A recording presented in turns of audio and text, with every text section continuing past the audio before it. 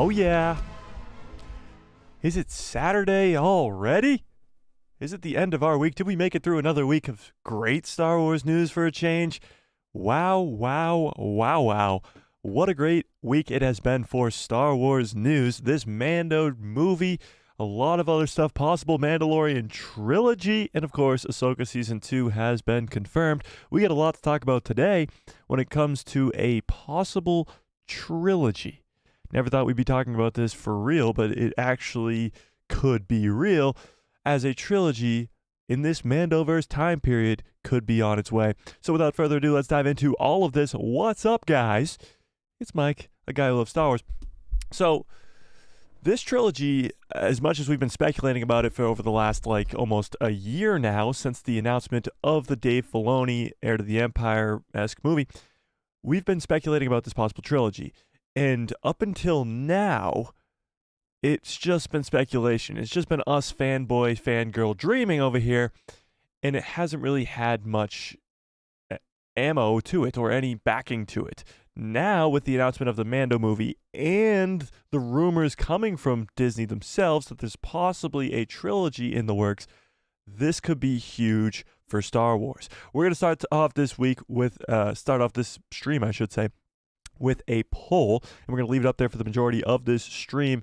Let's do it. Hang on.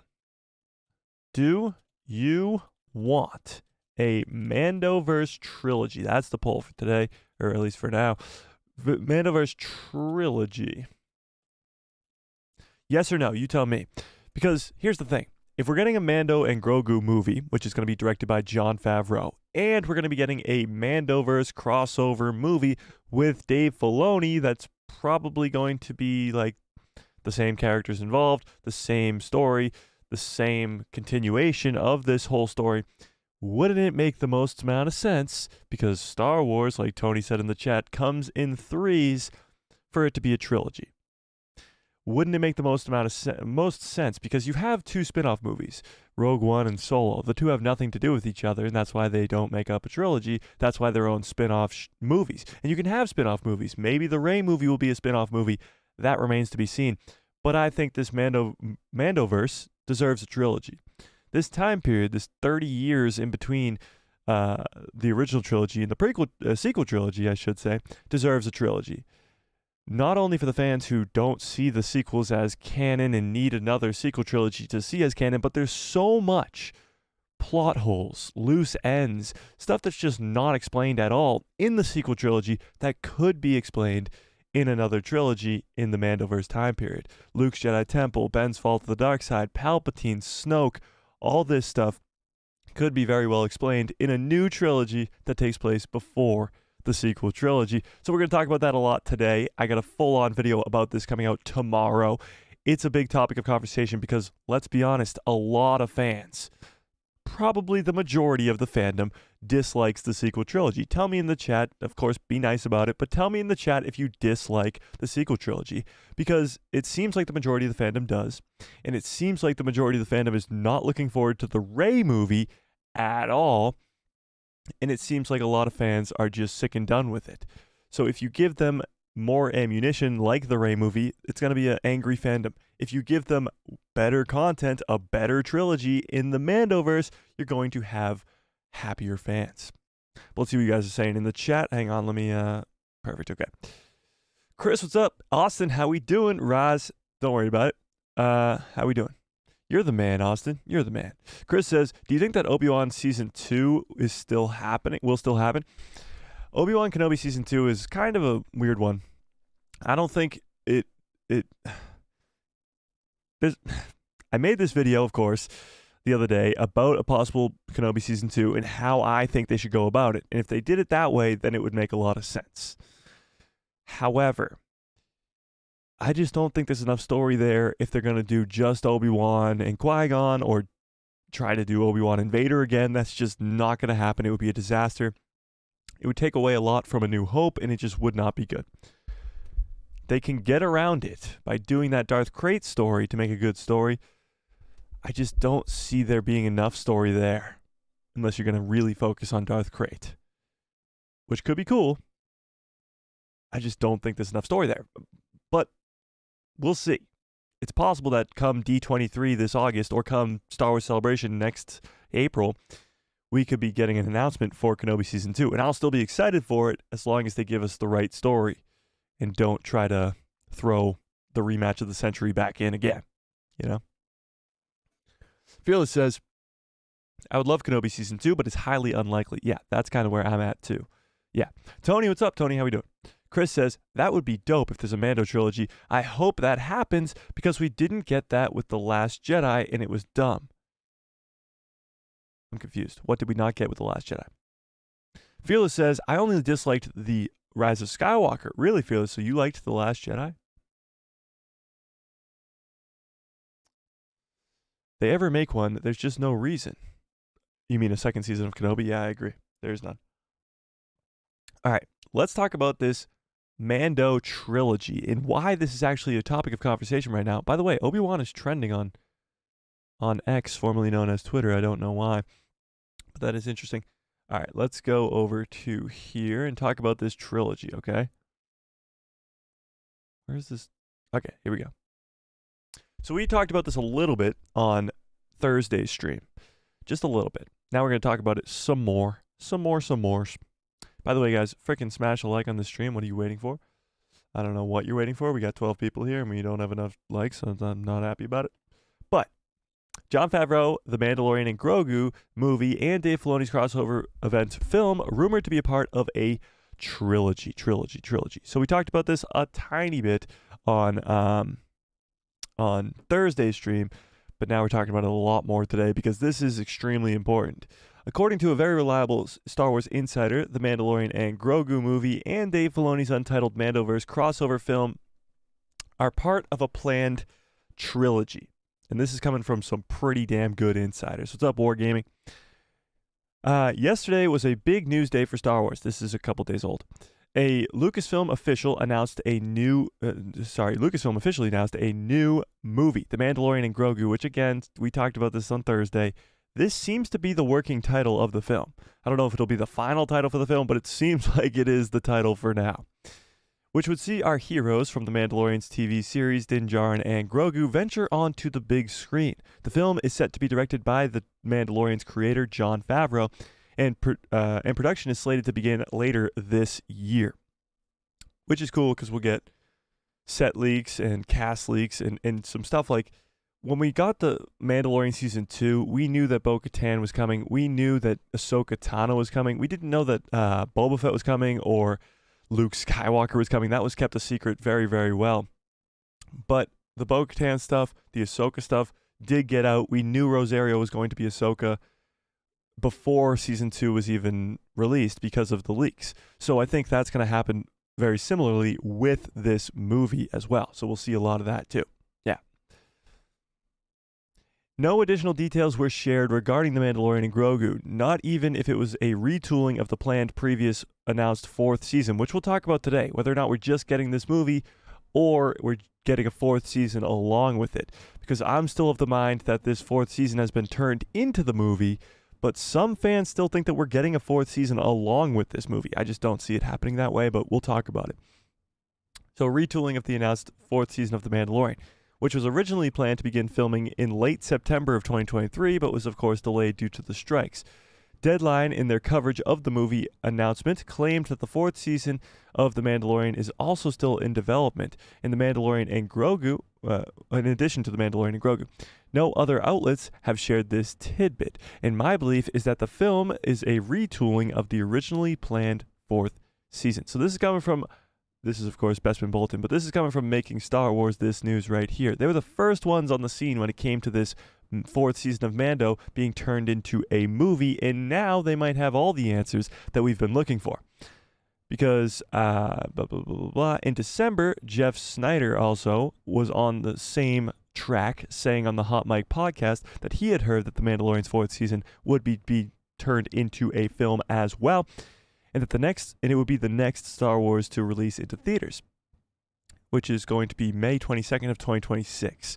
So that is going to be the release date of this Mando movie, May 22nd, 2026. The Rey movie will inevitably be pushed back into December, and that's perfect because that gives us enough time to look forward to the Dave movie and the Dawn of the Jedi movie, and it hopefully give some more hype to the Rey movie as well. The person that first broke the Mando Season 4 becoming a movie was making Star Wars. He shared an interesting new detail during his YouTube show yesterday. Jason is making Star Wars. Jason Ward. Jason revealed that his source, first told him that The Mandalorian Season 4 becoming a movie, is now informing him that it is part of a trilogy. So the same informant that told making Star Wars 6 to 8 months ago that The Mandalorian Season 4 was being turned into a movie is now telling him that this is going to be a trilogy.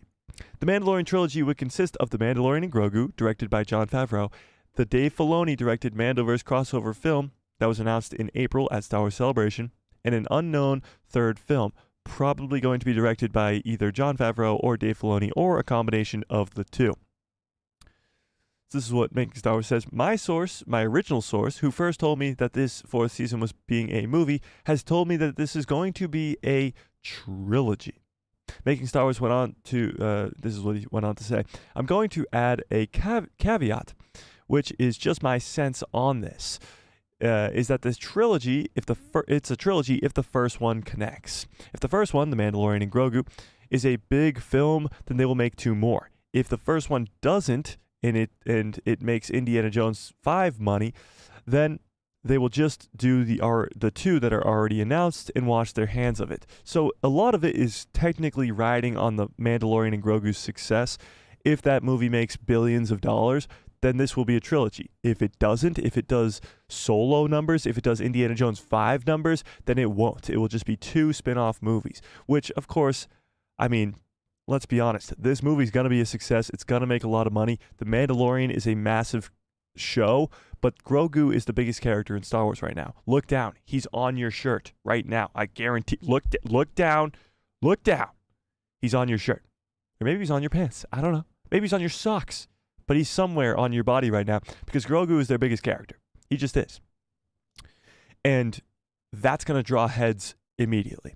When they drop the trailer for this at Star Wars Celebration next year, probably, they drop that teaser trailer, it's going to break the internet. It's going to get so many views. Fans are going to get excited. Getting to see their favorite baby Yoda, Grogu, on the big screen is going to be extremely exciting for normie fans, for hardcore fans, for everybody, because it's something big. For us hardcore fans, it could be a sequel trilogy that never was. And for the normie fans, it's getting to see the cute child on the big screen. Was I right? Was Grogu on your shirt? Was Grogu on your socks? Was Grogu somewhere? I guess we have quite a while to wait until we find out if the third entry into this possible trilogy happens, as The Mandalorian and Grogu likely won't release into theaters for just over another 2 years. Either way, it's certainly an exciting update on that feature film front. Yes, it is. But honestly, it's possible that we could be getting this a lot sooner, this announcement of a trilogy. I think if all goes planned at Star Wars Celebration next year, or maybe even at D23 this year, they will announce this as a trilogy. A trilogy is going to get people way more excited to wait. Like, waiting for a movie is half the process. Getting fans excited, marking their calendars, waiting for May 22nd to go see the Mando movie is something that they have to do. With trailers, promotion, all this stuff that allows fans to get excited, they got to do correctly. And announcing that it's a trilogy from the get-go is going to grow the excitement massively, because you're not just going to see the Mando movie. You're going to see the first of a trilogy. And you're going to go in with expectations that this is going to be awesome, but that there's 2 more right after it, or at least within the next few years after it. So there's nothing better than the hype around a trilogy, and going to see the first movie knowing that there's going to be more story after that is very, very cool. So I do hope they announce this as a trilogy at Star Wars Celebration in 2025. But according to Making Star Wars, that doesn't seem to be the case. We'll see. And then he just says, thank you for reading my article. Okay, well, you're welcome. But what do we think? Is this going to be a trilogy, or are we going to be left wanting more? Because if this is just 2 spin-off movies, it makes no sense. Doesn't even make dollar bills. It just doesn't make any sense at all, because you're going to make 2 movies in a franchise where it's all about trilogies. And those 2 movies are interconnected to each other massively with the main characters and all this other stuff. What are you doing? Just give us a trilogy. A trilogy that would not only please normie fans, hardcore fans, sequel fans, non-sequel fans, sequel haters. Like, it would please everybody. Just about everybody. The same way you're angering everybody with the Rey movie and Charmin Obaid-Chinoy, you will please everybody with a Mando-Verse trilogy. But let's see what you guys have to say about this. What do we think? Trilogy or not? Right now, the poll actually sits at 87% of you guys say yes, but that's actually crazy because that means 13% of you are saying no, which is wild to me. Wild. Fearless says, yes, Mike, I am one of the few that actually liked The Last Jedi. Wow. Fearless, I gotta ask, what is it that you like so much about The Last Jedi? I'm obviously not gonna shit on you for liking it. I wish I liked it. Let's put it that way. I wish I liked The Last Jedi. But I want to know. Wargaming, what's up? Chris says the Luke Skywalker versus the Luke Skywalker clone versus Supreme Leader Snoke is what I meant in Snoke's throne room. What?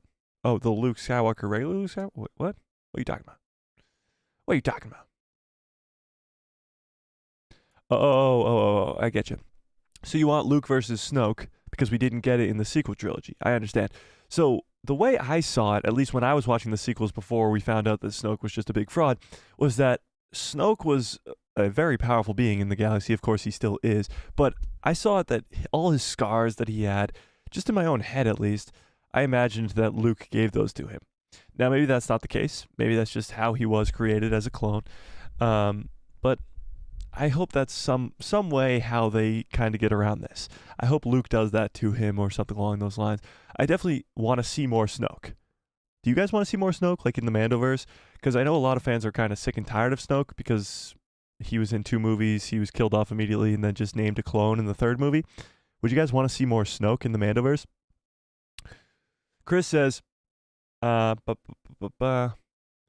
you think that the Mandalorian character will be in the Mandalorian and Grogu movie? Yes. Din Djarin, of course. He'll be the main character of it, I assume. Do you think that Mark Hamill's Luke Skywalker will be a part of the Mando-Verse movie as CGI Luke Skywalker? Yes, I think he will. I take it back. Maybe he won't be in the first movie, but he will be involved in the trilogy, if it's a trilogy. So I think he will be involved maybe in the 2nd and 3rd movie, and maybe not the first too much, or maybe he is involved in the first one, but not in a big way. Maybe he's at the end of the first one, very similar to the way he is in The Force Awakens, but Din and Grogu lose, or the whole galaxy loses to Thrawn, and they have to go get help from Luke, or something along those lines. I definitely think he'll be involved in this trilogy if it happens. Yeah. Tony says, was Iron Man and Thor advertised as a trilogy at first? Well, no, but the MCU is a little bit different. Iron Man 1 was released in 2008, and it was released purely just to be Iron Man. They didn't really have that. They didn't have big intentions to create what the MCU is now. They, of course, had like ideas to do that by setting up the Avengers Initiative at the end of the movie in the post-credits scene and stuff like that. But they didn't realize it would become as big as it is now. So they weren't planning on a trilogy of Iron Man movies or Thor movies, but Thor is obviously, of course, more than a trilogy now, as Thor Love and Thunder was the 4th of the franchise. Captain America is going to get a 4th movie. Iron Man, I'm sure, at some point will get a 4th movie. So no, they weren't marketing them as trilogies from the jump, because the MCU didn't really know that they were going to be as big as they were from the jump. No. Freak Zeke says, think they'll save the Mythzar for the movie then? Yes, 100%. They're saving the Mythzar for the movie. It'll probably eat Thrawn's head off if I were to guess. But I think they're definitely saving the Mythzar for the movie. We got to see the Mythzar in The Mandalorian Season 3 twice. He didn't do much, but we got to see him twice. So I definitely think we'll see the Mythzar. The big question is who will ride the Mythzar? Fearless says, it was a good movie. Oh, talking about The Last Jedi. Here we go. It was a good movie. I left the theaters being happy. I even liked Rey in that movie.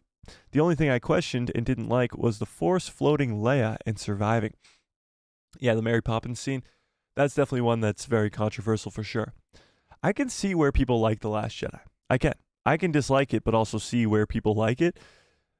I get the enjoyable aspects of it. Honestly, Luke showing up as a Force projection, as much as I would have loved to see him hop in his X-Wing and actually get there, it is a cool thing. It is really cool. Having him, it's very powerful to be able to Force project across the galaxy to save everybody, to save the Resistance, to save everybody. I get that.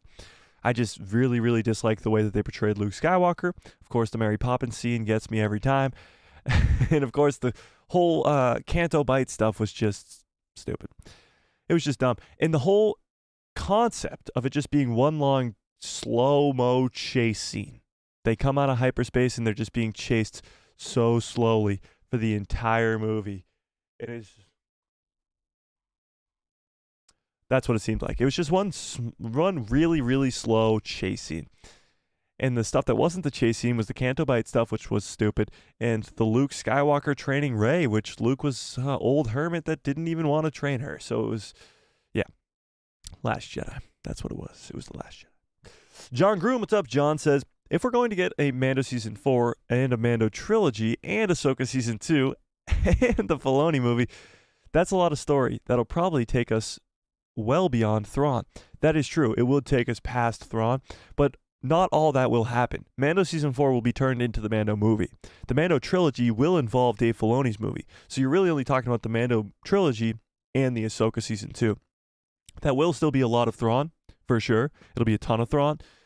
But I still think we'll move past him. Whether we'll get to Abeloth or not, or whether we'll just keep Abeloth until post-sequels and allow Thrawn to die off and give us the First Order's rise to power. Give us Snoke. Give us Palpatine pulling the strings from behind the scenes.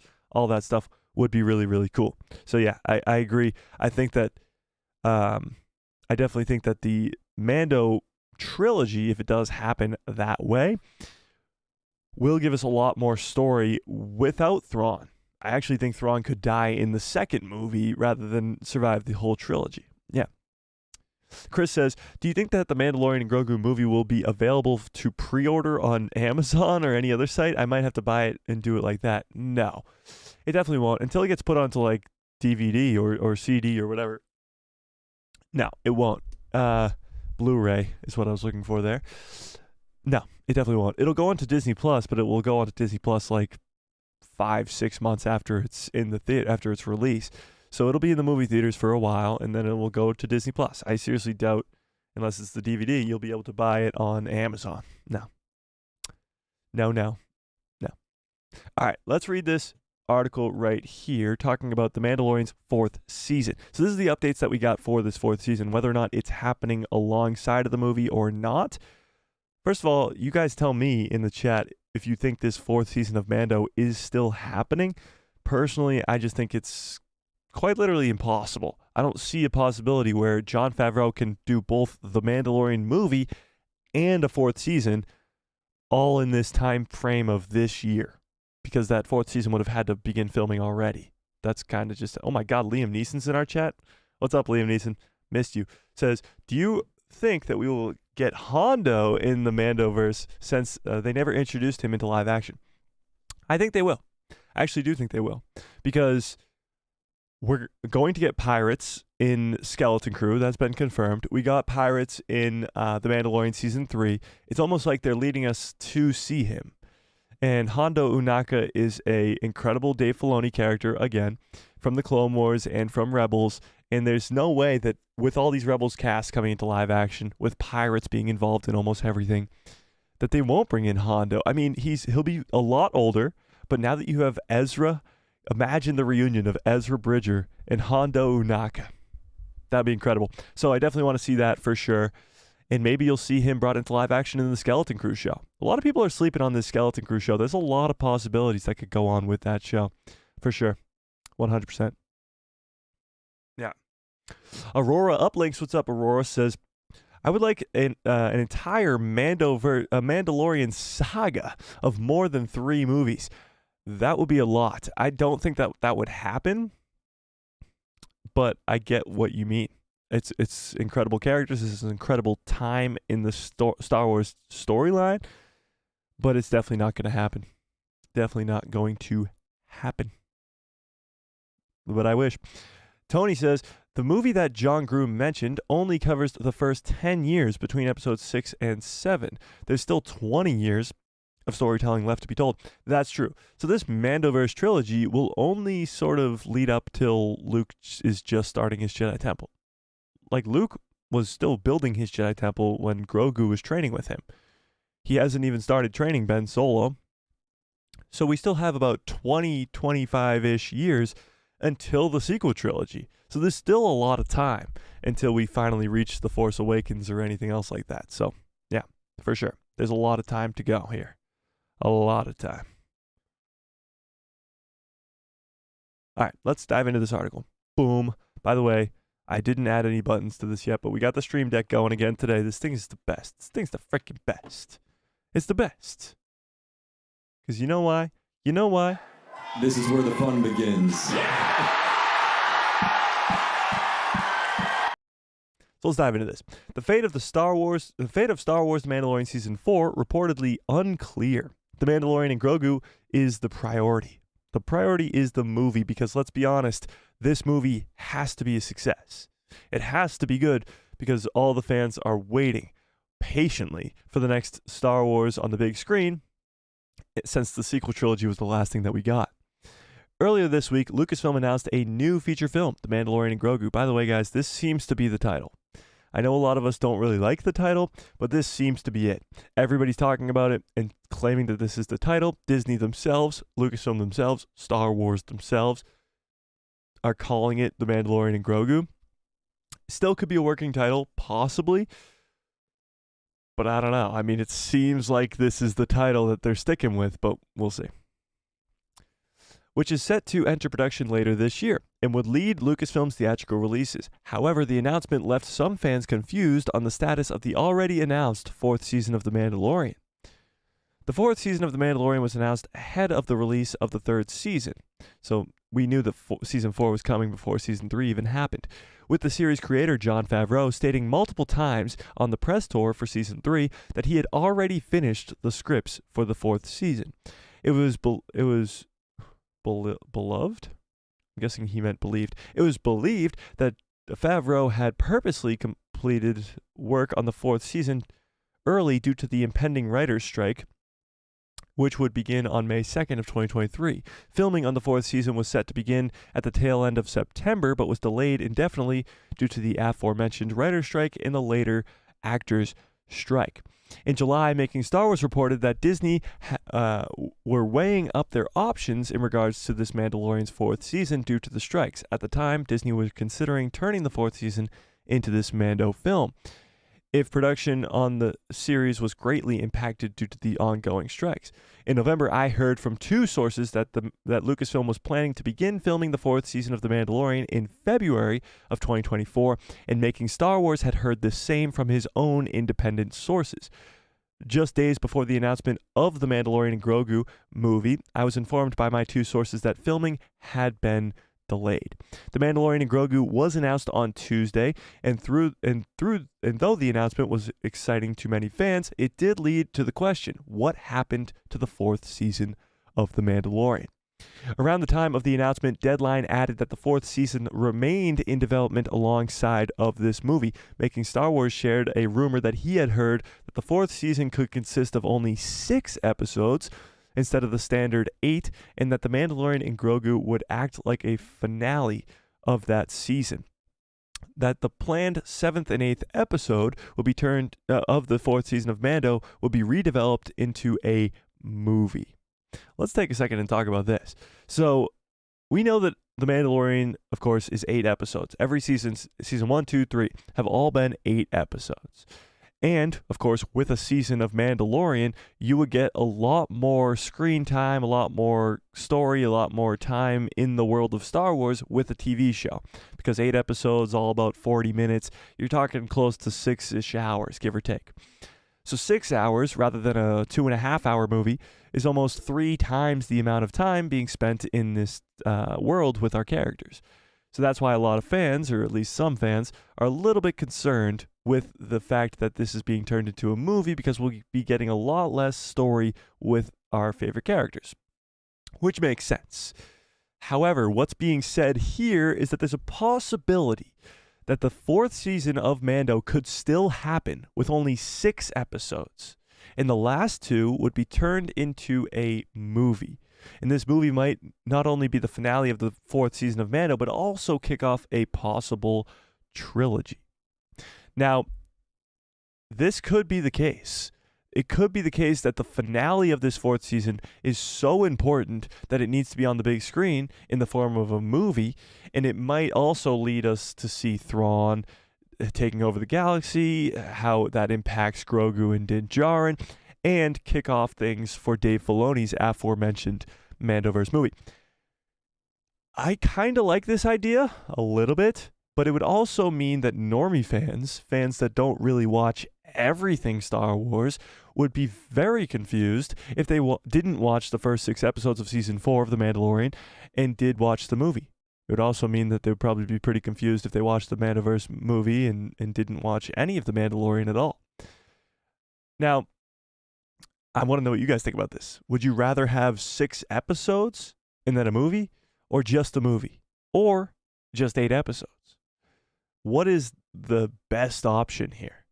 Because honestly, I think the 6 episodes and then a movie sounds cool, but you're alienating a lot of fans that don't watch Disney Plus, that wouldn't go and watch 6 episodes of a TV show before they go to the movies. I think that's a little bit strange. And if it's going to be a Mando-Verse trilogy, you're not going to want to start the Mando-Verse trilogy off with a tail end of a season. But what do you guys think? Let's keep reading.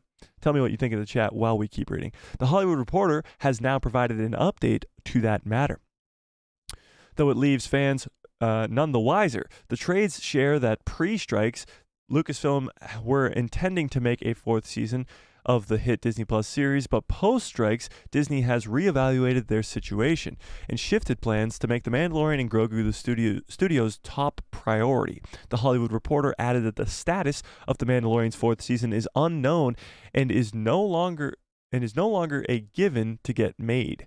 So the Hollywood Reporter is claiming that the status of the 4th season is still unknown.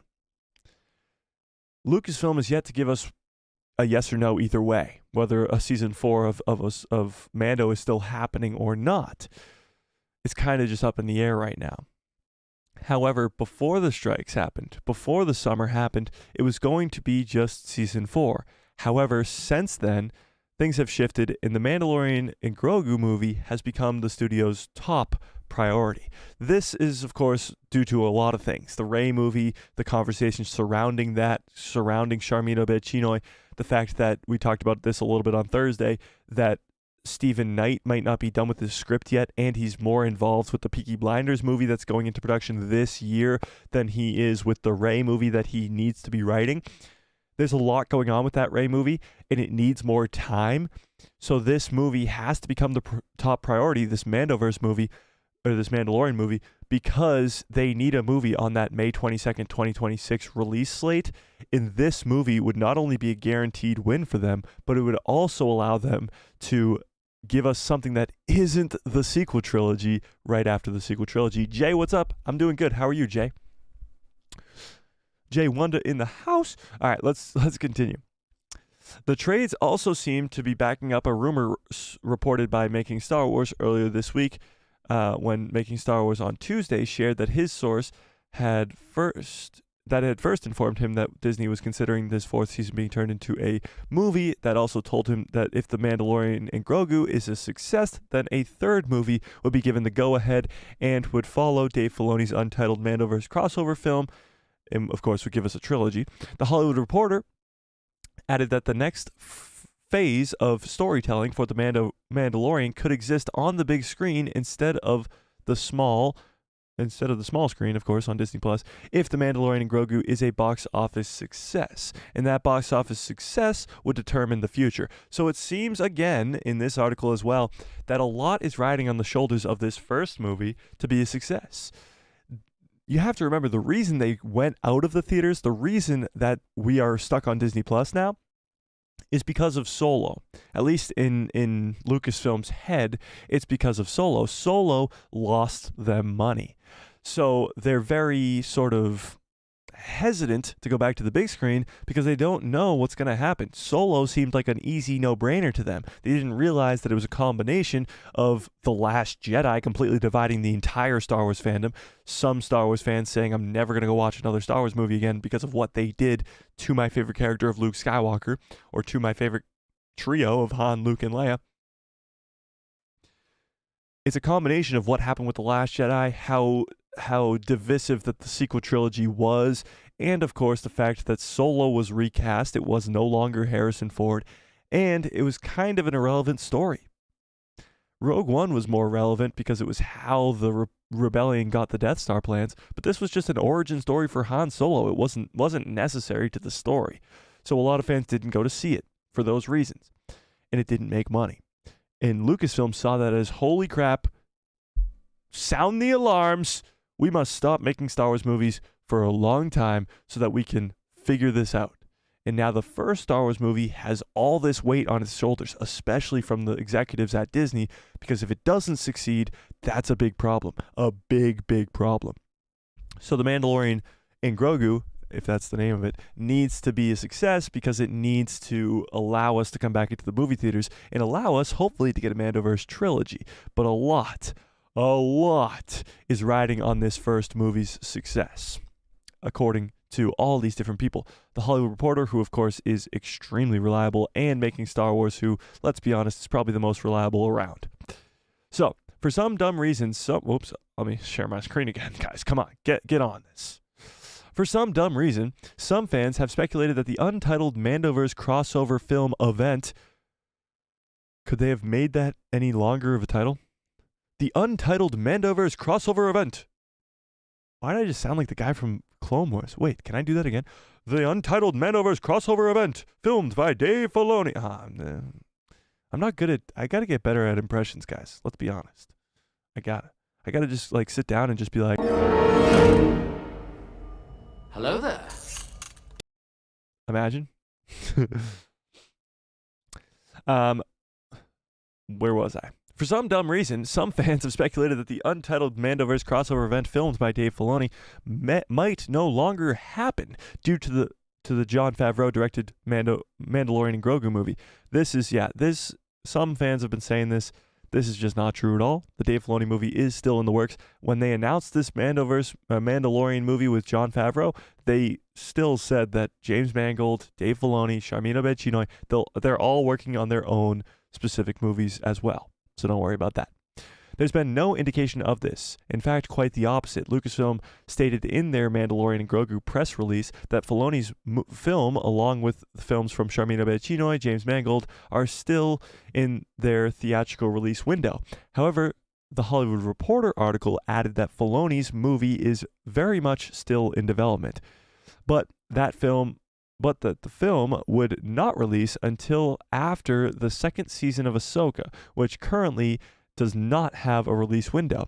But Dave Filoni is currently in the process of writing the scripts as well as helping Jon Favreau pen the Mandalorian and Grogu movie. So let's talk about that for just a quick second. Dave Filoni is going to be a pretty damn busy guy over the next couple of years as he got this new position as the chief creative officer. He's going to oversee everything at Lucasfilm, but also he's going to be the showrunner and director of many episodes of Ahsoka Season 2. He's going to help Jon Favreau create The Mandalorian and Grogu, and he's going to write and direct his own Star Wars movie with this Mando-Verse crossover event. And this all has to happen before 2027. And that sounds like a far way away, but that's less than 3 years at this point. So this all has to happen really, really quickly.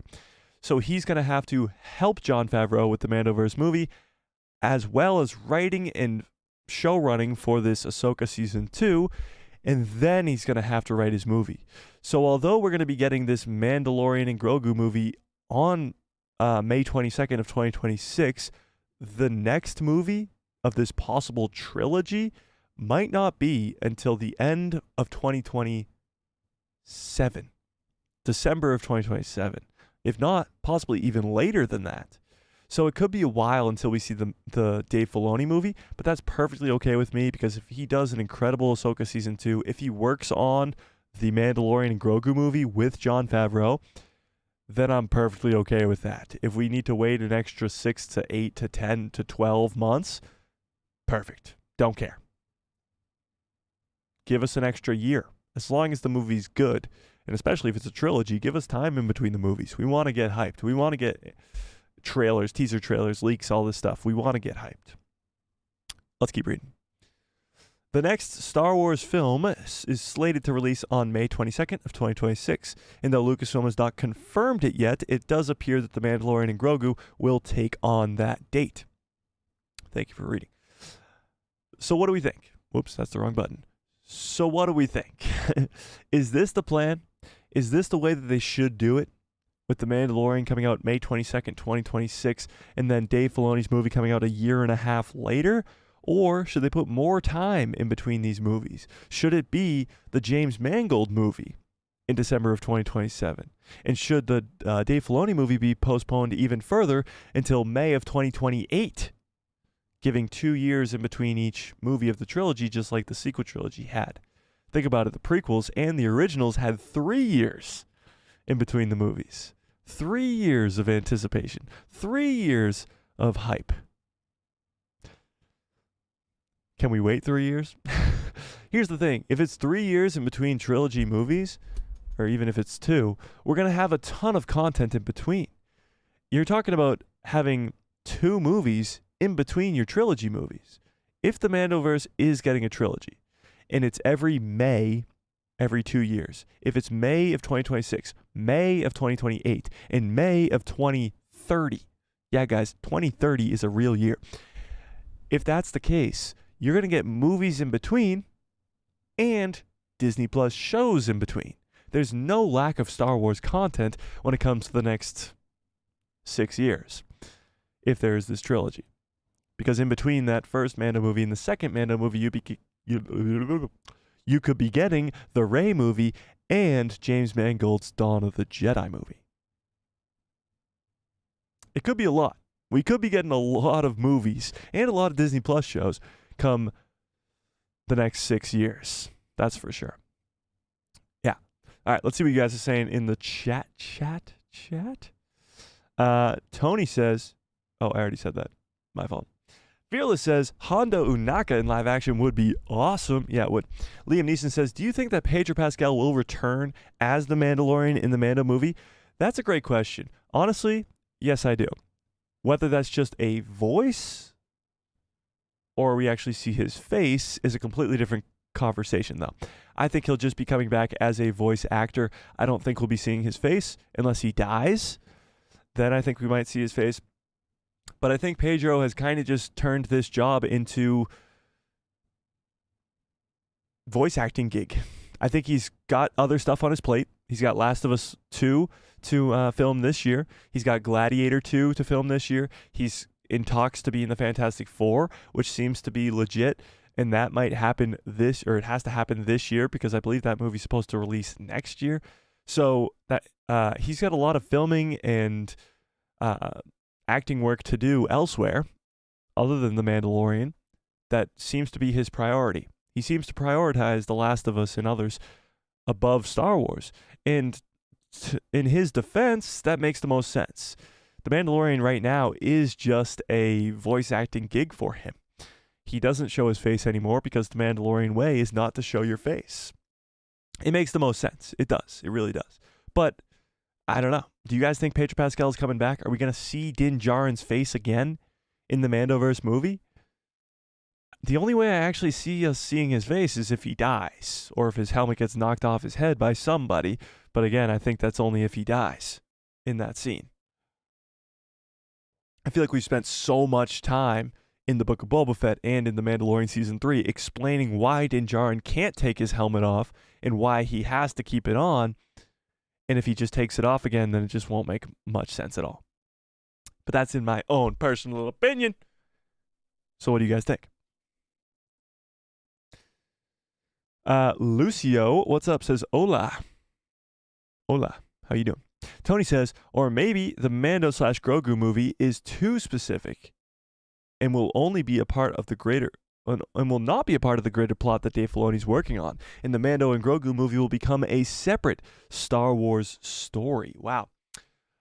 That would be something. If that rumor is true, that the Mandalorian season 4 is still happening, it will only be 6 episodes and the finale will just be turned into a movie, then it could just as well be possible that that's just a spin-off movie. And Dave Filoni's movie kind of doesn't have much to do with it at all. That definitely could be the case. 100%. Yeah. For sure. Liam Neeson says, do you want to see Boba Fett again in the Mando movie? Yes. 100% yes.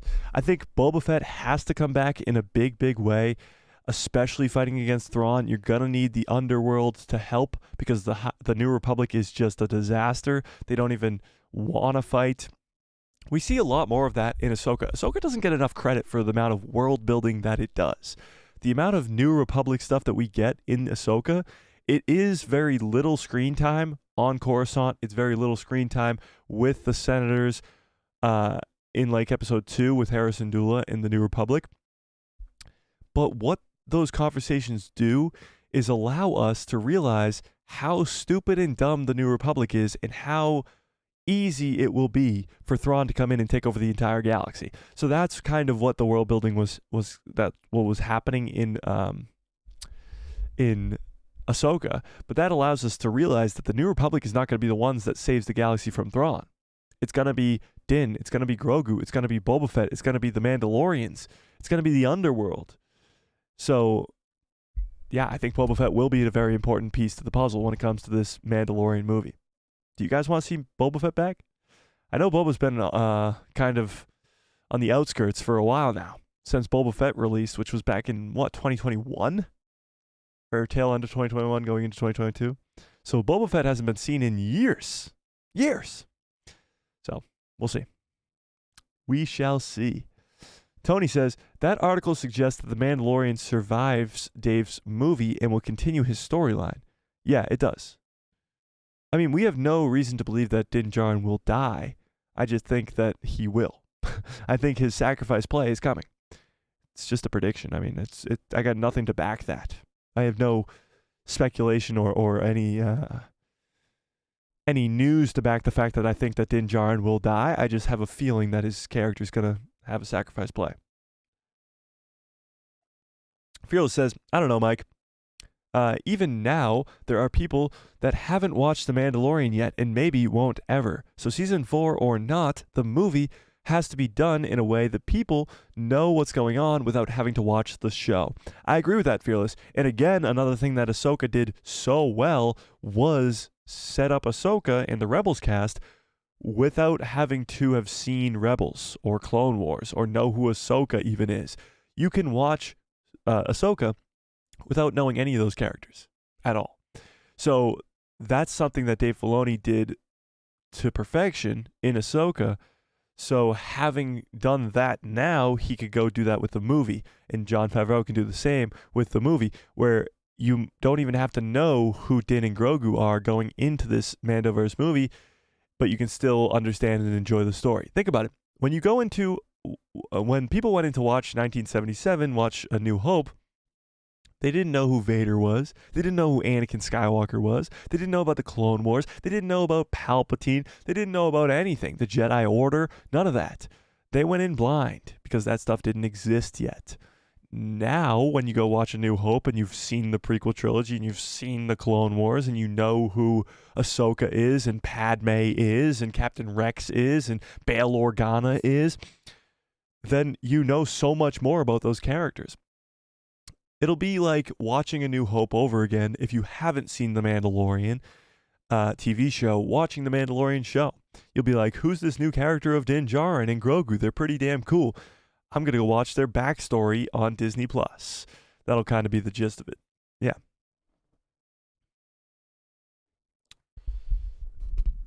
Tony says, as Fearless implies, people that only watch the movies won't know the backstory of Din and Grogu. I agree with that. Same thing with the fans that didn't watch the animated Ahsoka beforehand. when they watched Ahsoka. Yeah, it's true. But that's why they have to create these movies, and that's why they created the prequels and the originals in the same way, where you have to give a story that's a good story standalone. A New Hope, again, is the perfect example. A New Hope has a happy ending. Although the Death Star is destroyed, Vader, Palpatine, and the Empire that takes control of the entire galaxy is still in charge of the entire galaxy. So A New Hope is a one-off movie where they get medals at the end. It's a celebration at the end. They killed the Death Star. It's happy, yay. The Empire was still there. The Empire strikes back.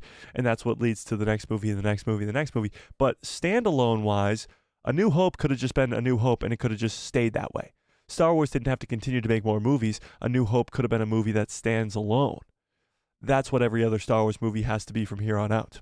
Yeah, for sure. Anthony says, hey, Mike, what's up? How's it going, Anthony? I'm just finishing up some laundry, so I'll be in and out. Yes, I want a Mando trilogy. You know that. It should have already been announced. Wait, you know when they should have already announced this. After Season 2, The Rescue. Yeah, that's true. They should have announced this a while ago. 100%. Tony says, because the movie's title is so specific, The Mandalorian and Grogu, it seems that the movie could only be the exploits of the two characters outside of what is occurring elsewhere. That's not necessarily true, because although the show is called Ahsoka, it really is about Thrawn and Ezra and getting them back. And it's about the Rebels crew in the New Republic. Ahsoka is the main character, and the arc that she goes on is very important in the show, but it's not purely about Ahsoka. It's the same sort of thing with even The Mandalorian. You look at the third season, it's all about the Mandalorian people, so I guess that's kind of negating that. But the Book of Boba Fett also has Fennec Shand as the main character. Din Djarin comes in and takes over the whole season, we know. So it's not necessarily the case that just because it's called The Mandalorian and Grogu means that it has to specifically be about The Mandalorian and Grogu. Yeah. For a Star Wars movie, I'll give it to you, it's a very specific title. Because Star Wars movies are usually like Revenge of the Sith or Return of the Jedi or A New Hope. They're kind of just premises. They're not really specific characters like that. I guess The Last Jedi, you could say, is Luke, but yeah. Star Wars 5, what's up, says, hi, haven't been here since last time. Last time you were here, you mean? But my primary interest is Ben Solo coming back. I'm a sequel fan, so if he doesn't come back, I'm probably done with anything after episode 9. Yeah, Ben Solo coming back is a big priority for a lot of fans when it comes to that Rey movie, for sure. I agree with you, 100%. He follows up and says, I also find it weird that the timing of confirming this Mando movie. Adam Driver claims that he's not coming back to Star Wars, which I think he's just saying, and then boom, an announcement. Very sus. Yeah, I agree. I think that's very weird because, let's be honest, Adam Driver, if he was coming back to Star Wars, isn't going to come out and go, I'm coming back to Star Wars. That would ruin the entire surprise. It would ruin the whole Rey movie surprise because when we're going into the Rey movie, we're hoping that Ben Solo is coming back. And then when he does, we'll be like, thank God. And we'll enjoy the movie a lot more. If we know that he's coming back beforehand, like if he told us in that interview when he's asked, are you coming back to Star Wars? And he's like, yeah, I'm coming back. It ruins the whole surprise. It ruins everything. So I really hope that we get to see Adam Driver again. But yeah, him saying I'm not coming back doesn't really mean much of anything. In the announcement of the Mando-Verse movie, it was more weird towards the Charmin news that was going on the week before. The bad news that held headlines for a whole entire week was pretty big, so they had to kind of get rid of that. Yeah. I will watch the Mando movie, though since the Skywalkers are still alive at this point in time. Yeah, I think we'll definitely see Luke in those movies, the Mando-Verse movies, for sure. Yeah. Og MC, what's up? Og says, if we get a 6-episode season 4 that leads directly into a Mando movie, it's gonna flop so hard in the box office. Hope they just turn it into an entire season 4 turn the entire season 4 into a movie. Yeah, I think it'll definitely hurt in the box office if they do that. If you have to watch season 4 first and then you go to watch the movie. I talk to Star Wars fans all the time in DMs, constantly. It's my goal throughout my days, just to be talking Star Wars all day long. And when I talk to you guys, the conversation we have is usually, have you watched Ahsoka? Is Ahsoka good? What do you think about Ahsoka? And a lot of people are like, I haven't gotten around to it yet. I plan on watching it this weekend. I plan on watching it soon. I plan on watching it this, and I'm only halfway through. I've been busy, blah, blah, blah. People get busy. And Ahsoka came out months and months ago. If they're going to release Mando Season 4 and then right after it release a movie where you have to see the first half of Mando Season 4 first, you're going to lose a lot of money in the box office. A lot of people who just don't have enough time to go watch a whole season of a show before they go to the movies. You got to take a lot of time in general to go to the movies. It's at least a 4-hour venture where you're spending money, pretty good amount of money now with the ticket prices of movies, where you're actually going out to the movies to figure this out. Yeah. So we'll see. We'll see, but yes, it would definitely hurt the box office for sure if they went with this Mando 6 episode season 4 and then a movie. Yeah.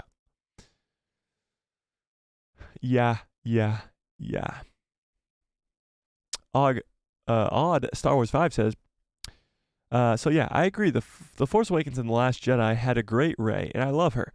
I had the issues with the Rise of Skywalker Rey. The Rise of Skywalker Rey is definitely probably the strangest one. As she becomes a Palpatine and then shoots lightning out of her hands, and it kind of takes a weird turn. I liked Rey, actually, honestly. I liked Rey a lot in The Force Awakens. I think the fact of the matter is a lot of fans don't like the fact that she was more powerful than Kylo in that final fight on Starkiller Base.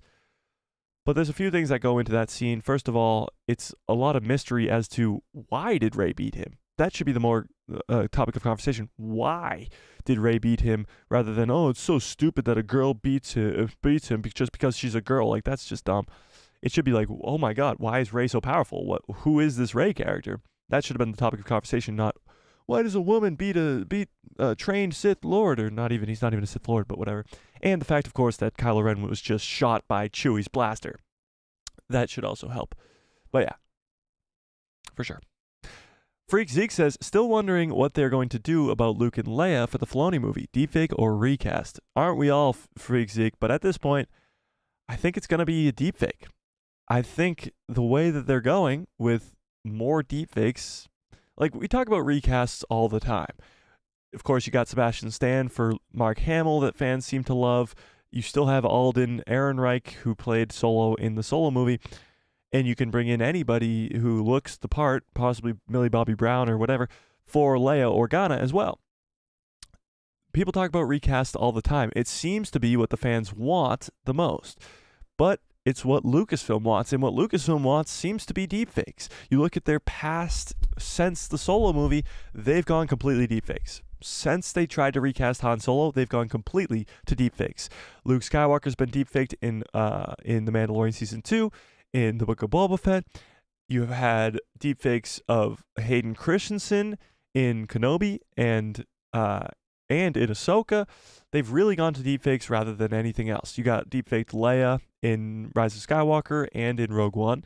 You have deepfaked Tarkin in Rogue One. You just go deepfake all the way, all across the board, and the only recast seems to be Han Solo and, of course, Lando Calrissian in that movie. So it seems to be a little bit strange. And it definitely just seems to be that Lucasfilm themselves are leaning towards deepfakes rather than recast. But of course, let's ask the class, what do you guys think? Deepfake or recast when it comes to the original trio, Luke, Leia, and Han in the Mando-Verse movies? Deepfake or recast? What team are you?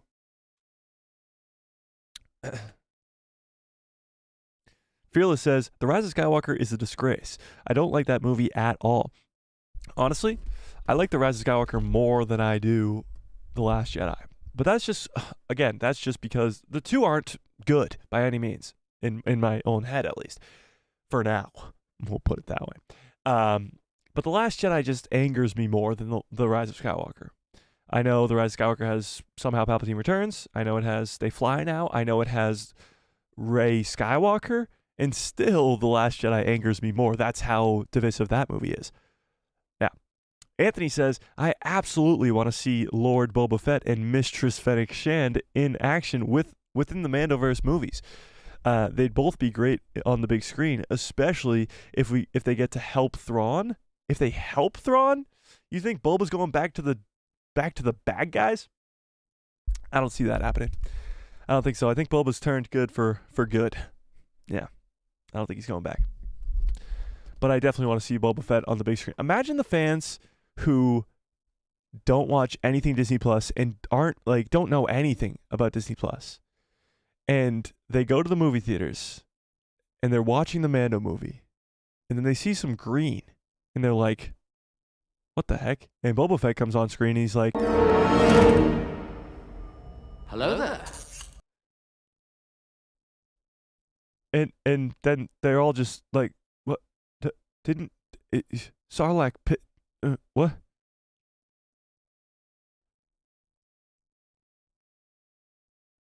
It'd be quite confusing to a lot of fans who just didn't realize that Boba Fett survived the Sarlacc pit. It would be quite confusing.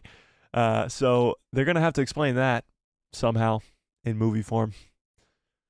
I wonder how they'll do that. Maybe he will come into contact with Han, and Han will be like, Boba Fett, you're alive? And he'll be like, yeah, I crawled my way out of the Sarlacc pit, hung out with some Tuskens for a while, joined a Vespa gang. Now I took over Mos Espa. Yeah. That'd be pretty funny. Star Wars 5 said, oh shit, I just scrolled down the bottom.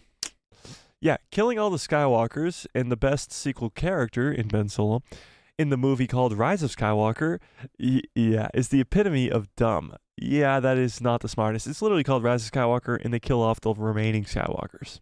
You got a point there. I probably wouldn't hate the Rey Skywalker thing if Ben had lived, or if they had fixed it in the future. But right now, the Rey Skywalker thing is very insulting. I agree. I think it's just too weird. She didn't train with Luke enough, at least in my opinion, to at least allow her to accept that name. And yeah, again, if Ben Solo survived, that's a completely different story. Star Wars 5 says, and I'm saying this as a sequel fan. Yeah, that's true. She's a Palpatine. Yes, she is. Yeah. Melchizedek, I completely apologize if I butchered that, but I'm calling you Melch. Melch says, Mace Windu survived and fits the timeline. It's the only thing to jumpstart the trilogy, including Andor. What? You mean the timeline of the Mandalorian?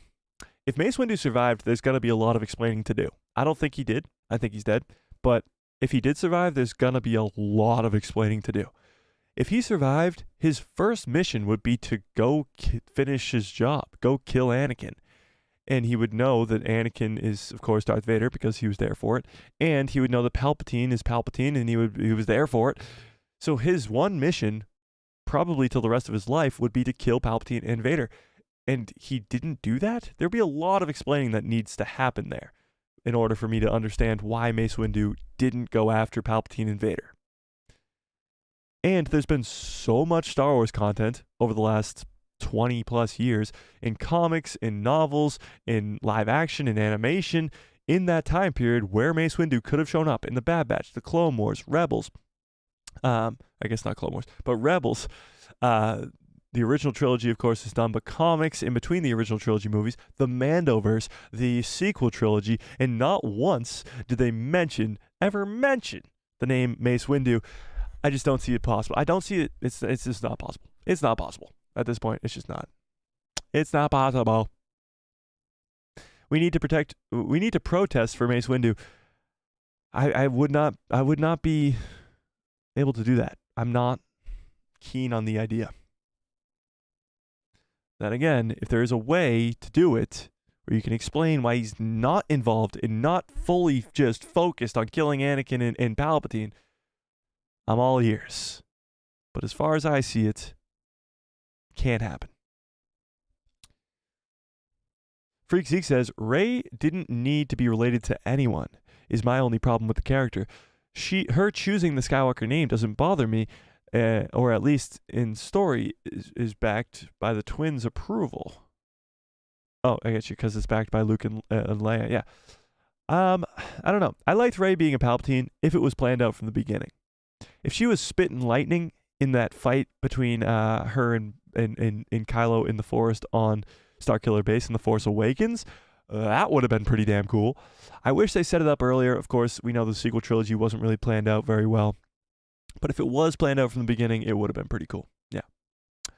Melch says, Windu versus Vader fight scene. It would be cool. It would 100% be cool. I completely agree. It would be awesome. Seeing that purple blade versus Vader's red, I just don't see it happening. Fearless says, oh, and Boba has to be in the movie. He and Mando are buddies. Yeah, they're best buds, for sure. For sure. Trev Terp, what's up, Trev, says, Kylo Ren is dead and not coming back. You never know. I mean, let's be honest, it's Star Wars. No one's ever truly gone. Yeah, no, he's definitely dead, but there's many different ways that he could come back to life. Just his death alone was a little strange, the way he disappears like that when he hasn't been trained to be a Force ghost. Of course, neither was Anakin, but that's a whole nother thing. You never know. You never know. And even if he is dead, you could still get some pre-sequels with Kylo Ren or Ben Solo. Some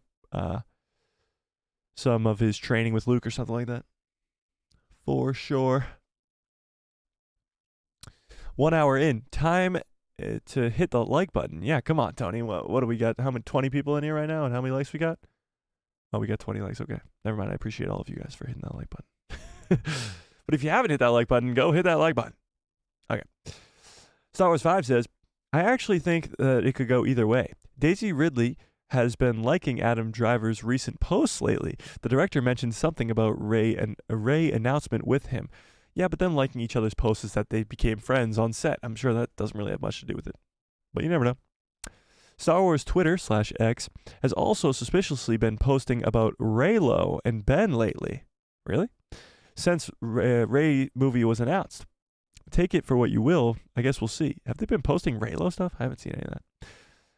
Star Wars 5 says team recast. John says deepfake. Recasting breaks the immersion for me. I actually agree with that, John. I do. And I know you're Jon Favreau. Don't worry. You changed your name a little bit, but that's okay. I understand. Jon Favreau's in our chat, ladies and gentlemen. Let's give him a round of applause for his spectacular work on The Mandalorian and his hopefully spectacular work on the Mando movie. And John, I completely agree. I think deepfake is the way to go. Not only will it feel like a weird disconnect from those characters, Luke, Leia, and Han, but so far, so good. Luke has been incredible in The Mandalorian and the Book of Boba Fett. Why change it? He's so good. He literally looks exactly like Luke. When you look at him, you say, that's Luke. You know for a fact that that's Luke. And there's no disconnect there. If there's a recast, it might be a disconnect. And we don't want that. We don't want that at all. Star Wars 5 says, the guy from Solo, Alden Ehrenreich, who plays Solo, who plays Han, Carrie Fisher's daughter for Leia, and one deepfake guy for Luke that was in the Mando, or something like that. Well, the deepfake guy who plays Luke in The Mandalorian isn't the guy that you see on the screen. He looks a little bit like Luke, but not nearly close enough to be Luke Skywalker. And Carrie Fisher's daughter does not look anything like her. I don't care what anyone says. Looks nothing like her. Definitely not enough to play the character. Tiffany, what's up, Tiffany, says, hey, Mike. First time catching you live. Oh, cool. Awesome. I hope this movie is the start of a trilogy. That would be amazing. That's awesome, Tiffany. I appreciate that. I love when people who can't catch it live or usually watch it on the replay and stuff like that come into it live. I love to hear that because I know I got a lot of people watching it on the playback as we get a ton of views after the fact. So I appreciate all you guys who are watching on the playback. If you guys are watching on the playback right now, go in the comments right now and just say, Mike, I'm watching you. With a bunch of periods after it. Trev says, they should make movies about Kylo Ren. Like pre-sequel movies. I completely agree. I think seeing the rise of Kylo Ren or the fall of Ben Solo, whatever you want to call it, in Luke's Jedi Temple is a must-see thing. Whether that's in movies or shows or animation even, that story has to be told. how Snoke persuades him, how Palpatine persuades him, how he falls to the dark side, how Luke loses grip on him. Like, all that stuff needs to be explored way more in shows or in other things like that. Jay, I appreciate that, but this is not the playback. And it just sounds creepy now. It just sounds creepy.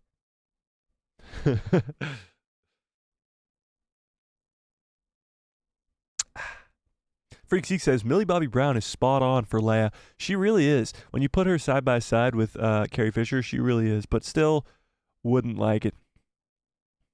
Freak Zeke says, my theory for why we didn't see Force Ghost Ben at the end of that movie, Rise of Skywalker, when he died, he actually merged with Rey as a whole in the Force. Ooh, so you mean like the dyad is one? He went into Rey, but did she give consent?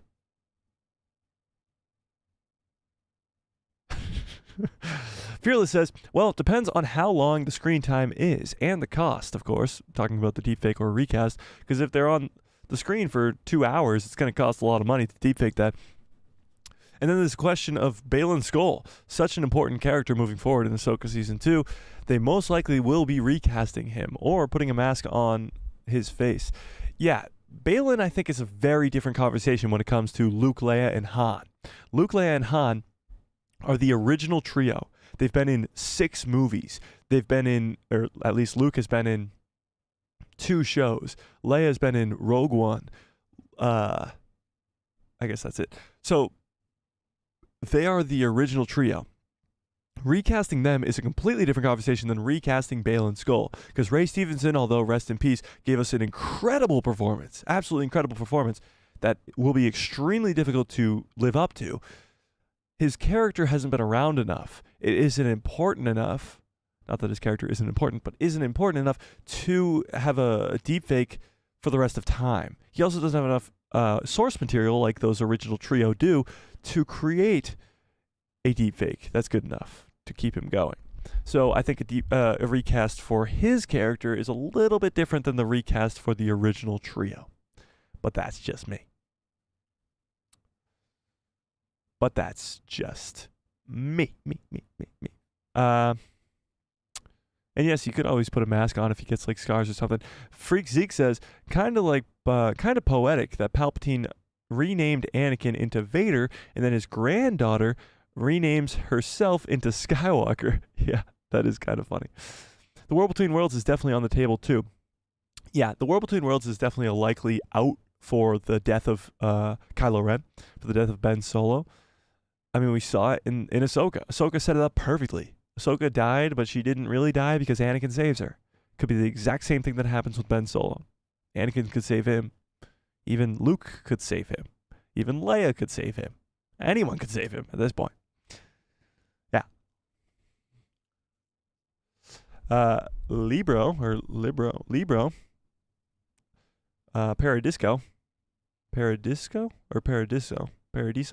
Paradiso. Libro Paradiso, what's up, says, have you read the Dark Horse Legacy comics from the early 2000s? Dark Horse Legacy. I get those comics mixed up with like the, Dark Horse, yeah. Yes. I've read some of them, I believe. I don't know, it's been so long. I've been off of Star Wars comics for a while now. The last thing I read, I think, was the Crimson Reign stuff, but that was even a few years ago, I think, at this point.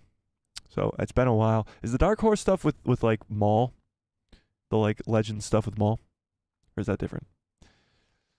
Freak Zeke says Millie Bobby Brown is spot on for Leia. I read that. Jay says, Mike, I am watching you. Thanks, Jay. I appreciate that. Star Wars 5 says, also, if anyone else is sus about Geek Furious, he calls some form of Ray. What? He called some form of Rey movie in 2021. He had correct information about Ahsoka and Mando stuff and isn't wrong much. He knew someone that worked on episode 9 too. I have no idea who you're talking about, but okay. Fearless says, well, of course, Luke, Leia, and Han are the trio, and you can't really recast them. I don't know. It's a topic of conversation that a lot of fans seem to be having, is that you can recast them. Anthony says, Mike, you misread what I wrote. I was hoping that Boba and Fennec and their Gotra would end up helping the good guys get Thrawn. Oh, okay. I thought you were saying that they were going to help Thrawn, like turn back to the dark. But no, I get you. That would be cool. That would definitely be cool. All right, let's move on to our next article here. Okay. So this one is coming from the, hang on. This is coming from Inverse, Inverse here. This article says, James Mangold Star Wars movie could solve a lightsaber mystery. Okay, so let's, there we go, perfect. Okay. A rejected Star Wars pitch is back, and the franchise's most iconic weapon is intimately involved. Star Wars has gone through years of shifting and reconstructing in its attempts to find cinematic success. Colin Trevorrow, Patty Jenkins, and Kevin Feige are all announced to be spearheading movies, only for these projects to later be backburnered or reworked with little fanfare. Perhaps the most infamous of these projects belongs to the Game of Thrones showrunners Dan and Dave. However, after the disastrous final season of the Game of Thrones, Deadline reported that the two were leaving the project, citing busy schedules. In an interview with Hollywood Reporter ahead of their upcoming Netflix series Three Body Problem, Dan and Dave revealed that their pitch was for The First Jedi, a movie that Dave described as portraying how the Jedi Order came to be, why it came to be, and, of course, the first lightsaber. We talked about this on Thursday a little bit, just a little bit. But Dan and Dave did have a First Jedi pitch, and that's pretty interesting because now we're still getting the Dawn of the Jedi in James Mangold's version. So let's keep reading this.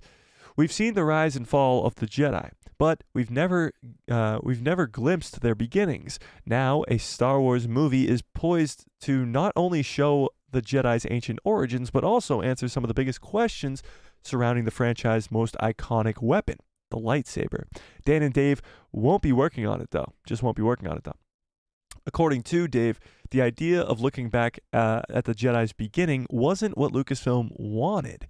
We had a specific story idea in mind, and ultimately they decided that they did not want to do that. He said, "We totally get it. It's their company and their IP, but we weren't the droids that they were looking for." Now, however, the Star Wars universe will visit the beginnings of the Jedi after all. At Star Wars Celebration in Europe of 2023, Lucasfilm President Kathleen Kennedy announced 3 different Star Wars movies: a Rey-focused sequel from Miss Marvel's Charmin Obaid-Chinoy, a New Republic-based TV tie-in movie from Dave Filoni, and a biblical epic, is what they called it, about the beginnings of the Jedi from Logan director James Mangold.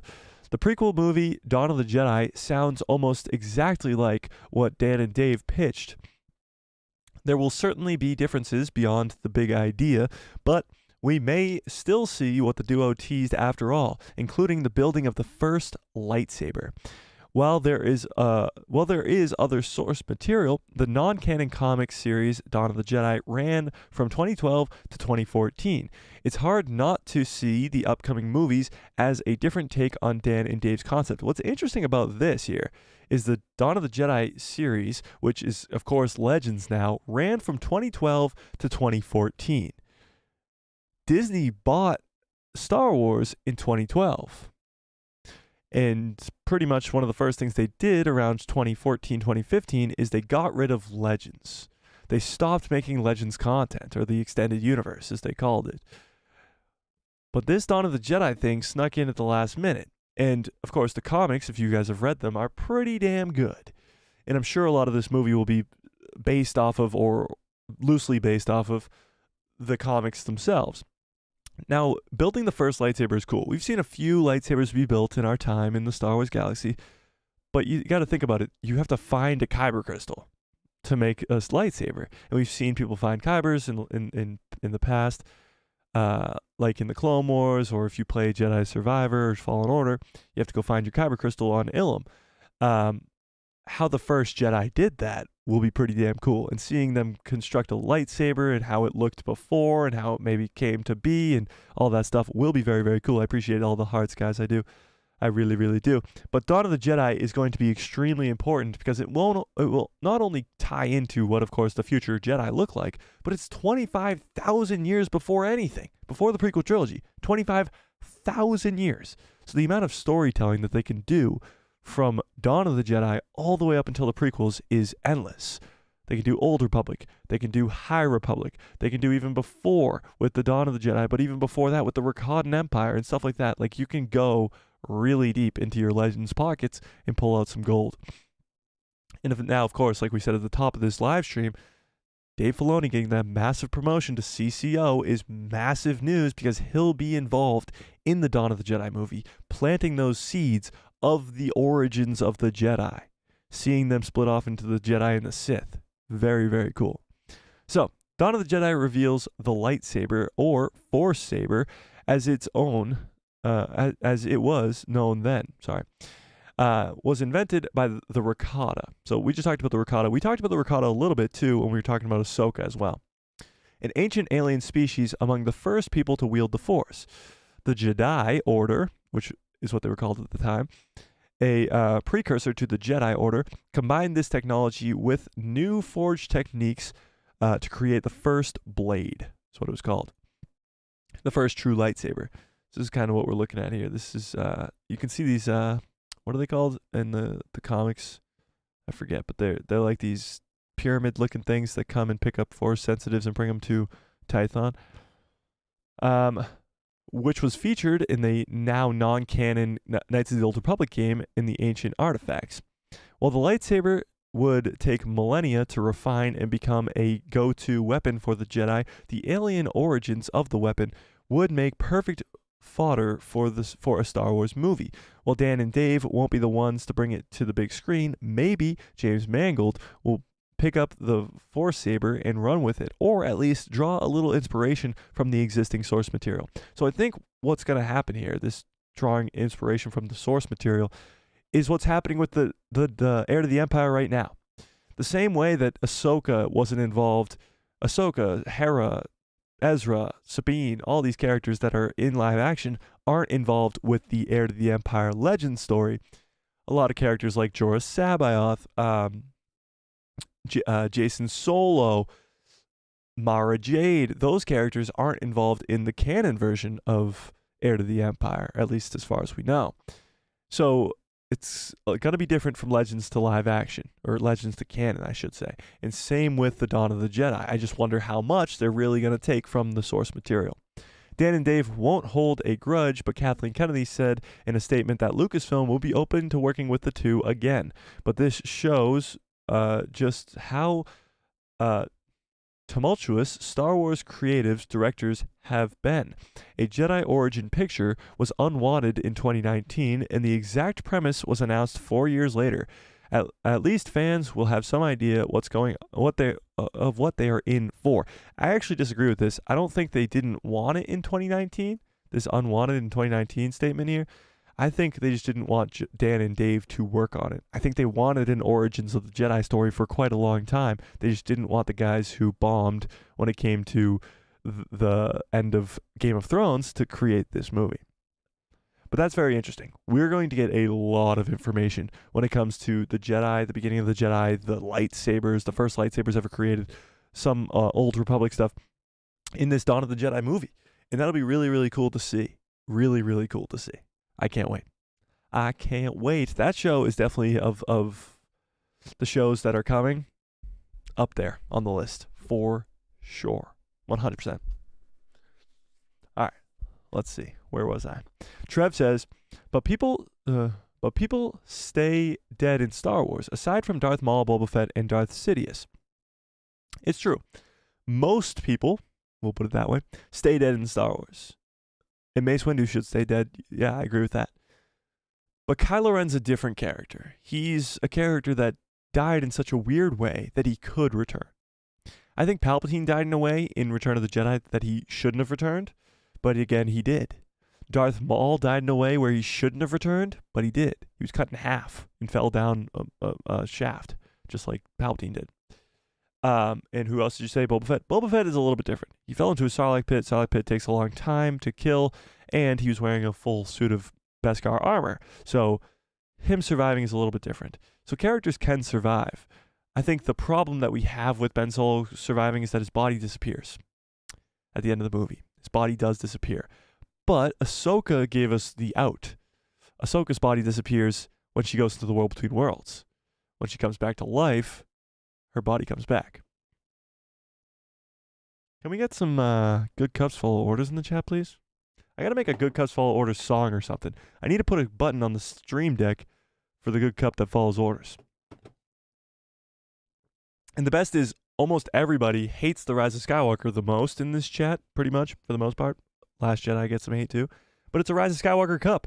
That's how awesome this channel is. We shit on this thing as much as possible, but this is the good cup that follows orders. It's pretty awesome, I must say. Okay.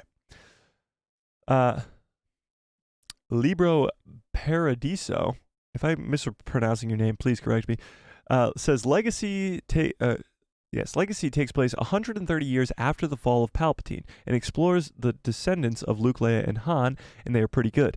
Yeah, there's a lot of post-originals that takes place in Legends. We talked about The Fate of the Jedi, the 9-series book that follows the Mortis gods in Abeloth on Thursday. There's some good stuff out there. That's Legends that takes place post Return of the Jedi. Yeah, for sure. Thanks, Fearless. Appreciate it.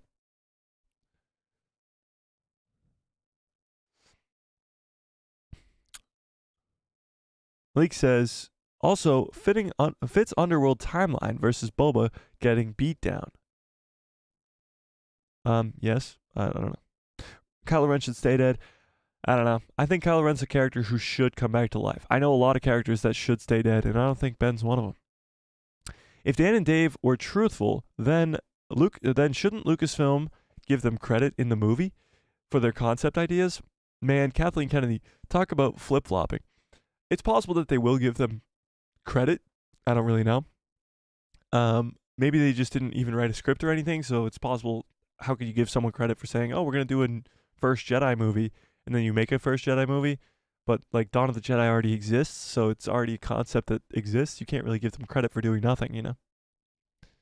Freak Zeke says, I think one of the ways that they can get around recasting Balin is a scene where a younger actor emerges from one of the pools from Legends, entered by an unfocused shot of a stand-in actor. Oh, okay, I gotcha. So one of the pools from Legends is what you're talking about.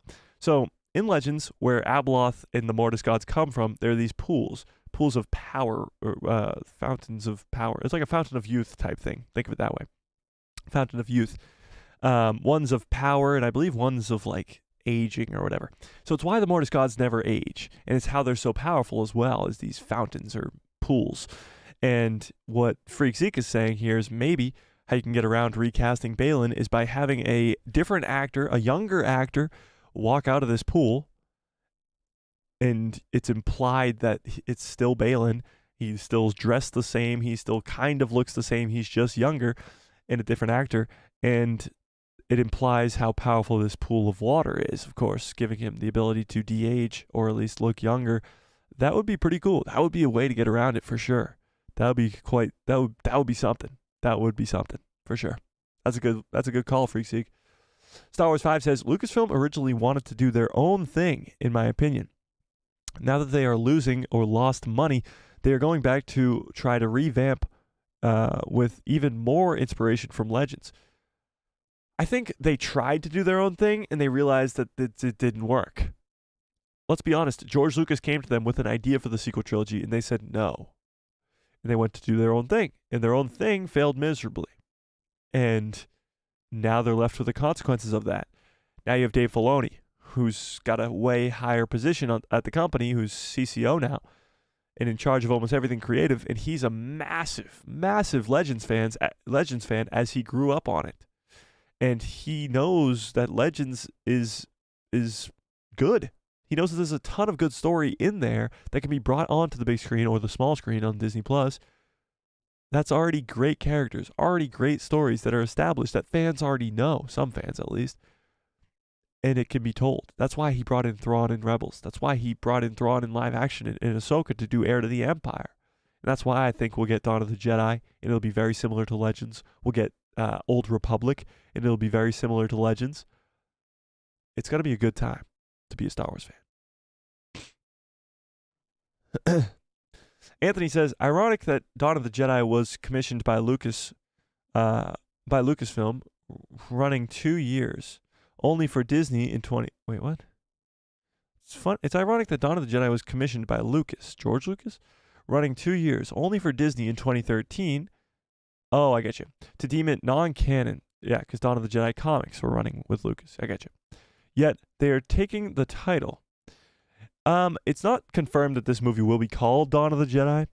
We've just kind of enveloped the fact that it's going back to the Dawn of the Jedi, and that we've kind of just been calling it Dawn of the Jedi.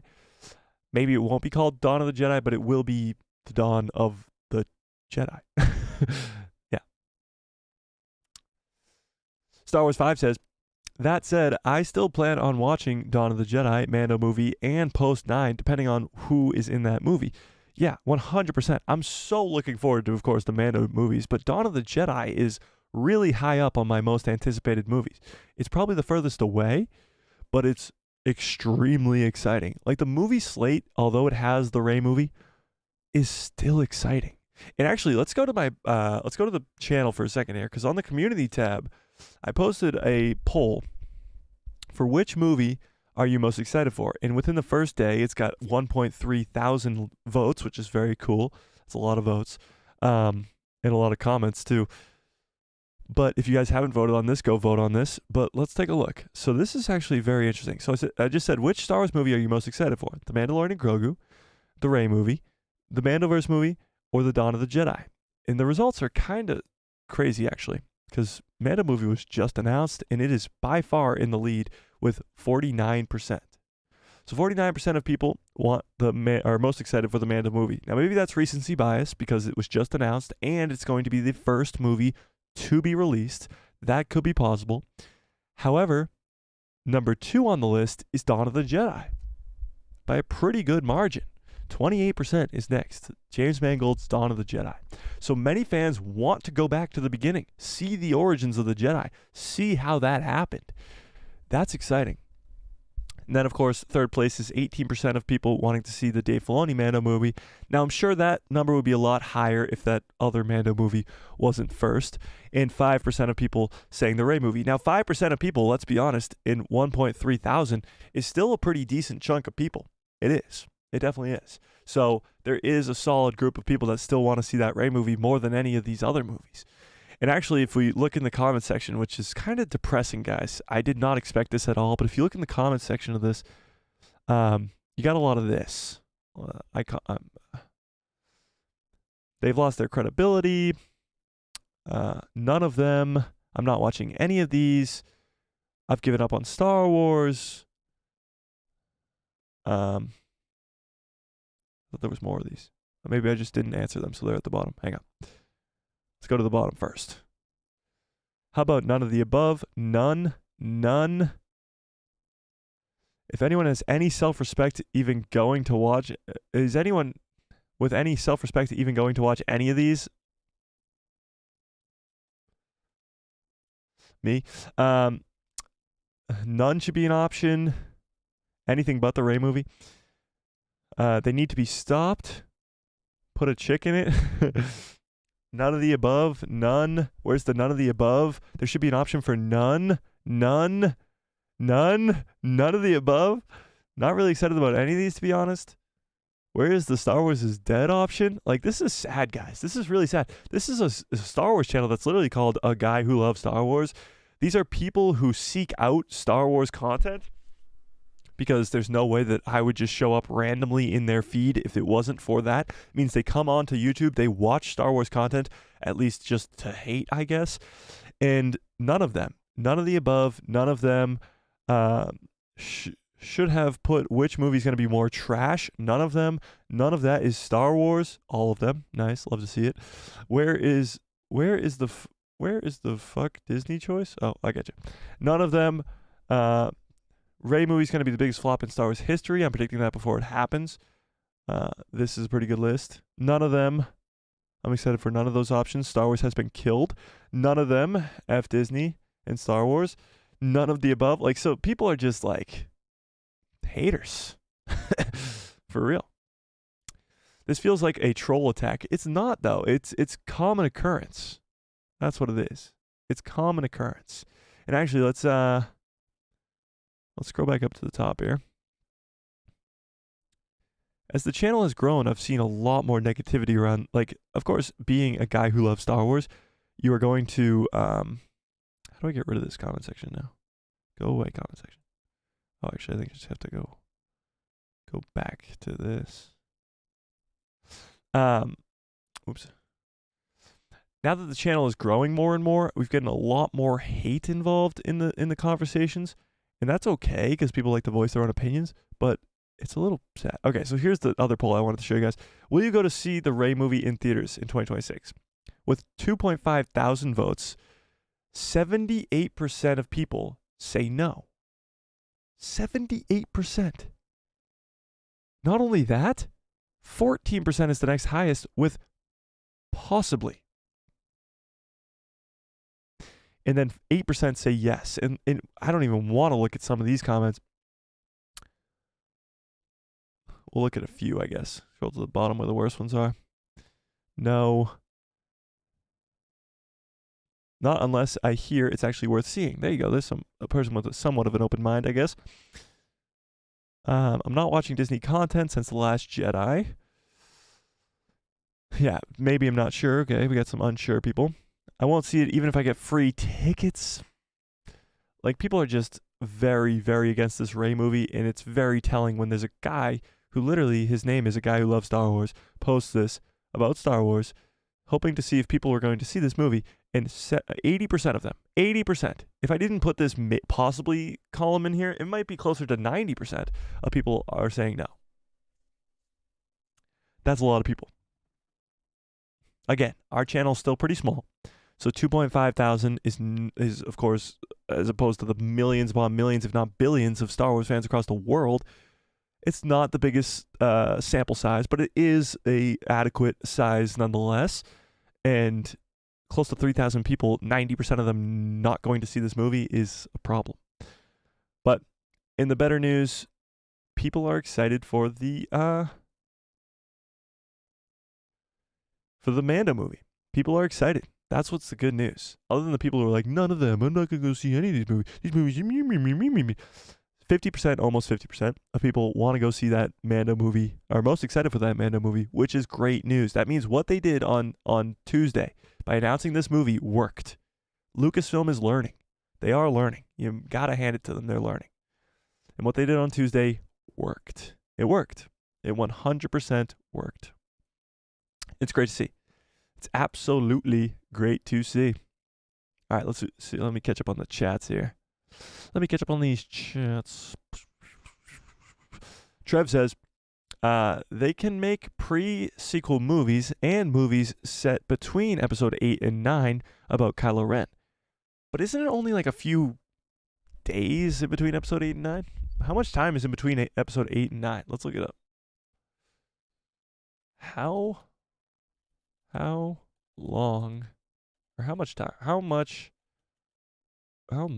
time is in between The Last Jedi and Rise of Skywalker? How much time passes in each trilogy? Okay, let's read this. This comes from Screen Rant. Boom, got it. How much time passes in each Star Wars trilogy? This is pretty cool. The prequels definitely take up the most. Set over the course of 9 films, the Skywalker saga follows multiple generations of the Skywalker family, with plenty of time passing between each Star Wars feature film. Chronologically, in the movies, audiences follow the fall of the Jedi Order, the Empire's reign, and Emperor Palpatine's ultimate defeat, story threads that coalesce together to make an epic space opera that deals with themes such as hope, courage, and destiny. The Rise of Skywalker was the conclusion of the Skywalker saga, but since then, the Star Wars timeline has been fleshed out through Disney Plus shows like Andor, Mandalorian, Obi-Wan Kenobi, and the Book of Boba Fett. This article is older. This article is from May of 2023. Okay, so it's not that long ago. Since the Skywalker saga is so wide spanning, it naturally unfolds over several years in galactic history within the context of the Star. All right, let's just skip to where we're at. How much time passes between the prequel trilogy? All right, how much time between Revenge of the Sith and A New Hope? No. Actually, this will be a pretty interesting one. How much time passes between Return of the Jedi and The Force Awakens? Let's read this, because this is the time period that we're talking about here. This Mando-Verse trilogy will take place in this time period. Similar to the large gap between the prequels and the original trilogy, 30 years pass between Return of the Jedi and the first film of the sequel trilogy, The Force Awakens. During the 3 decades before Episode 7, Luke Skywalker sees the rise and fall of his new Jedi Order. Luke and Leia get married, and Palpatine is setting his new plan into motion by building the First Order. Kylo Ren is in 5 ABY. What? Oh, he's born in 5 ABY. Finn is born in 11 ABY, and Rey in 15 ABY. Were all born during this time, though Poe Dameron was born in 2 ABY, so he's the oldest of them all, between A New Hope and Empire Strikes Back. So far, no Star Wars movie outside of the Skywalker saga has taken place in this time period. However, Lucasfilm and Disney are set their flagship Disney Plus show, The Mandalorian, at 9 ABY, 5 years after Return of the Jedi, in the same year as The Book of Boba Fett. Upcoming Disney Plus shows like Ahsoka and Skeleton Crew are also expected to take place in the time frame, the era of the New Republic, before the sequel trilogy begins. So this article is, of course, older, so they don't know that the Mando movie's coming and the other Mando movie's coming. So yeah. But how much time passes through the sequel trilogy? Here we go. The sequels trilogy is undoubtedly the shortest of the 3 regarding how much time in universe time passes. So people have talked about this. If you really don't want to see the sequel trilogy as canon, it's just about 1 bad year. It's a little bit more than a year, but yeah. The Force Awakens is set in 34 ABY. Star Wars The Last Jedi picks up a matter of seconds after Episode 7 ends, of course, because of the cliffhanger with Luke Skywalker at the end. This is the only instance in the Skywalker saga where there is no time jump between installments. That changes slightly after for the final chapter, Star Wars The Rise of Skywalker, but not by a significant margin. Episode 9 is set in 35 ABY, meaning the events of the sequel trilogy all transpire within a year. There you go. Within 2 years, the sequels take place. So they have the least amount of presence on the timeline. Rey is 19 years old when she begins her journey and 20 when it ends. Wow. That's a lot of ammunition right there for the people who say that Rey learned very quickly. Unlike his prolonged rise to power with the Empire, Palpatine's second resurgence is short-lived, but much more devastating for the galaxy thanks to a mass destruction of several Republic planets during the Force Awakens Starkiller incident, also known in universe as Hosnian's Cataclysm. So how much time passes between The Rise of Skywalker and New Jedi Order? So that only means a few months pass in between Last Jedi and Rise. Yeah. And the answer to this is 15 years, by the way. Yeah. Oh, how many years pass in the attire? Here we go. Results from many time jumps explored. The entire Skywalker saga takes place across 67 years. The space opera George Lucas started with A New Hope in 1977 is epic in every sense, especially the amount of time passing from the beginning to end. As revealed at Star Wars Celebration Europe in 2023, The Rise of Skywalker is not the end of Star Wars, with Lucasfilm deciding to expand the Star Wars galaxy beyond the end of Episode 9 with Rey's New Jedi Order. While no release date has been set as of yet, the expansion of the Star Wars vast timeline will continue in the exciting hands of Rey Palpatine, not Skywalker. But that's kind of crazy. 67 years from start to finish. Doesn't sound like a lot, honestly, when you think about the Dawn of the Jedi being 25,000 years before. That's a big, big thing. A big, big difference, for sure. Yeah. All right, let me catch up on some chats here. I feel like I'm very far behind on chats. Oh no, I just scrolled down to the bottom. Are you kidding me? Where was I? Where was I? I think I found it. Okay. Here we go. A Mace Windu movie? No thanks. Trev says, I actually meant that they can make movies about Kylo Ren during his time as a Sith Lord. I don't know if he was ever a Sith Lord, but he definitely was dark side for sure. But again, that would only be a few months where he's a Sith Lord. I actually think they will have to make some form of movie between episode 8 and 9. It feels like a weird time jump. It would make a little bit more sense if we got to see maybe a show or something, a season of a show where we got to see Palpatine announce his return or something like that. Like the Clone Wars. Yeah. Yeah. Trev says, they could make an animated TV shows or animated movie about Balin to continue his story. That's true, but Ahsoka Season 2 is going to continue Balin's story. One way or another, Balin's story will continue in Ahsoka Season 2. Whether it's recast, whether it's deepfake, whether it's none of the above, it will continue. It's just, it can't really be in a animated TV show. It's possible that we could get a backstory for Balin in animation in Tales of the Jedi. That's definitely possible. Yeah.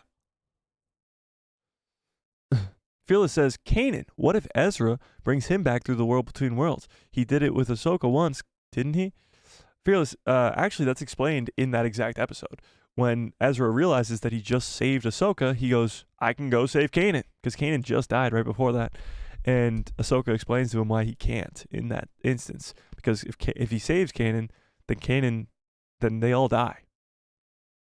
Because Kanan sacrifices himself to save them. So he can't pull him out of time. Ahsoka didn't really do anything in that instance when she's fighting Vader, so he could pull her out of time. Kanan can't be pulled. Yeah. Fearless says, I want more Kanan. I'm still not over him being dead. Well, sadly, he is. I mean, you could get more Kanan maybe in like Bad Batch Season 3 or something, but that's probably not likely. Not bloody likely. They could bring many characters back. They could, but it's not likely. It's not no, that's a bad idea. It would ruin Star Wars, even more than it already has been ruined. Okay, here we go. They should just make stories about characters that aren't dead before their deaths. Or make characters before their deaths. Yeah, I agree with that. Or characters who are dead, make more stories before they die. I agree with that. I think if you're going to do more Kylo Ren, as much as I would love to see him in the Rey movie, I don't think the Rey movie should be made at all, but that's another story. I think you should do more Kylo Ren before the sequel trilogy. Trev says, that was very stupid of them. Ignore George Lucas's sequel treatment. I do like the sequels, but what Disney did with the sequels was still very dumb. I agree with that. Lucas's story treatments would have been way better than what we got. Yeah, I completely agree with that as well. I'm very happy that we finally are getting to see Rey again and the stories take place after The Rise of Skywalker. I definitely think that you have to move past The Rise of Skywalker. That is a must. That had to happen. So that is very important. Yeah, for sure. Yeah. Hopefully we get to continue with Grogu and with other characters. Not just Rey. But I hope Rey sets up a good Jedi Order. That's for sure.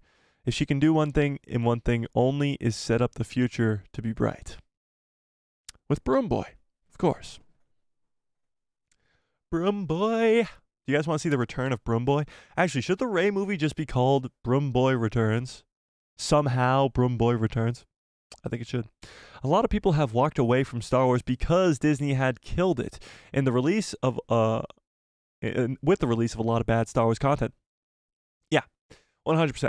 A lot of fans have just completely neglected it because of the recent content that's been involved. It's hard to blame them. Star Wars is such a passionate fan base. So fans are really passionate about the Star Wars content that they receive. So with the sequel trilogy, they were very, very angered by. Some more than most. Some more than others, I should say. Ian says, this feels like a troll attack. Oh, I already did that. What's up, Ian? How we doing?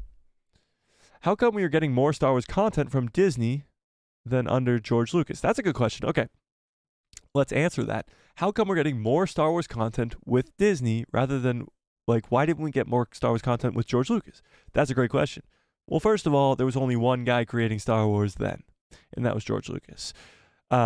He was the guy who wanted to be in charge in making all the content. Now, there was other Star Wars media being produced, Legends that was, with novels and comics and all this other stuff, but that wasn't involved with George Lucas all that much. Sometimes he would look over a novel or something and make sure it was okay, whatever, but he wasn't involved in the writing of any of those Legends stuff. It only changed when it came to the Clone Wars. When he started creating the Clone Wars animated shows, when we kind of got some more Star Wars content there, rather than just trilogies. But when Disney bought it, they bought it with the purpose to create a lot of Star Wars. And not only that, they allowed it to not just be George Lucas's story. And that's what George Lucas was doing while selling it. He was allowing other creatives and other storytellers to tell stories in his world. And that's why we're getting more stories. That's why we're getting more shows. That's why we have shows like Andor and Mando that are completely opposite, but also both kind of good Star Wars content. So I think the reason you're getting more Star Wars content with Disney is there's more creatives that want to work on Star Wars that have the ability to now. Now, that could be a bad thing. That could be a good thing. And hopefully it's a good thing in the long run, but we'll just have to wait and see, you know? We'll just have to wait and see. Tony says, sorry, got to go. I'll watch it later on the callback, on the watchback. Work calls. See you later, Tony. I appreciate that. And it's been 2 hours already. Oh my goodness. That's wild. Tony says, there's a lot of gatekeepers out there that hate Star Wars and want to encourage you to change. It's sad. It is really sad.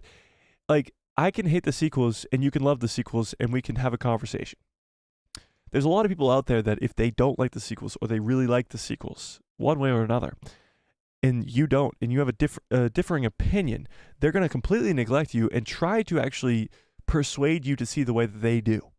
That's not how this should work. If you're a fan of something, especially in the Star Wars realm, if you like Ahsoka and let's say somebody else doesn't, you shouldn't be trying to convince them why they should love it. And they shouldn't be trying to convince you why you should hate it.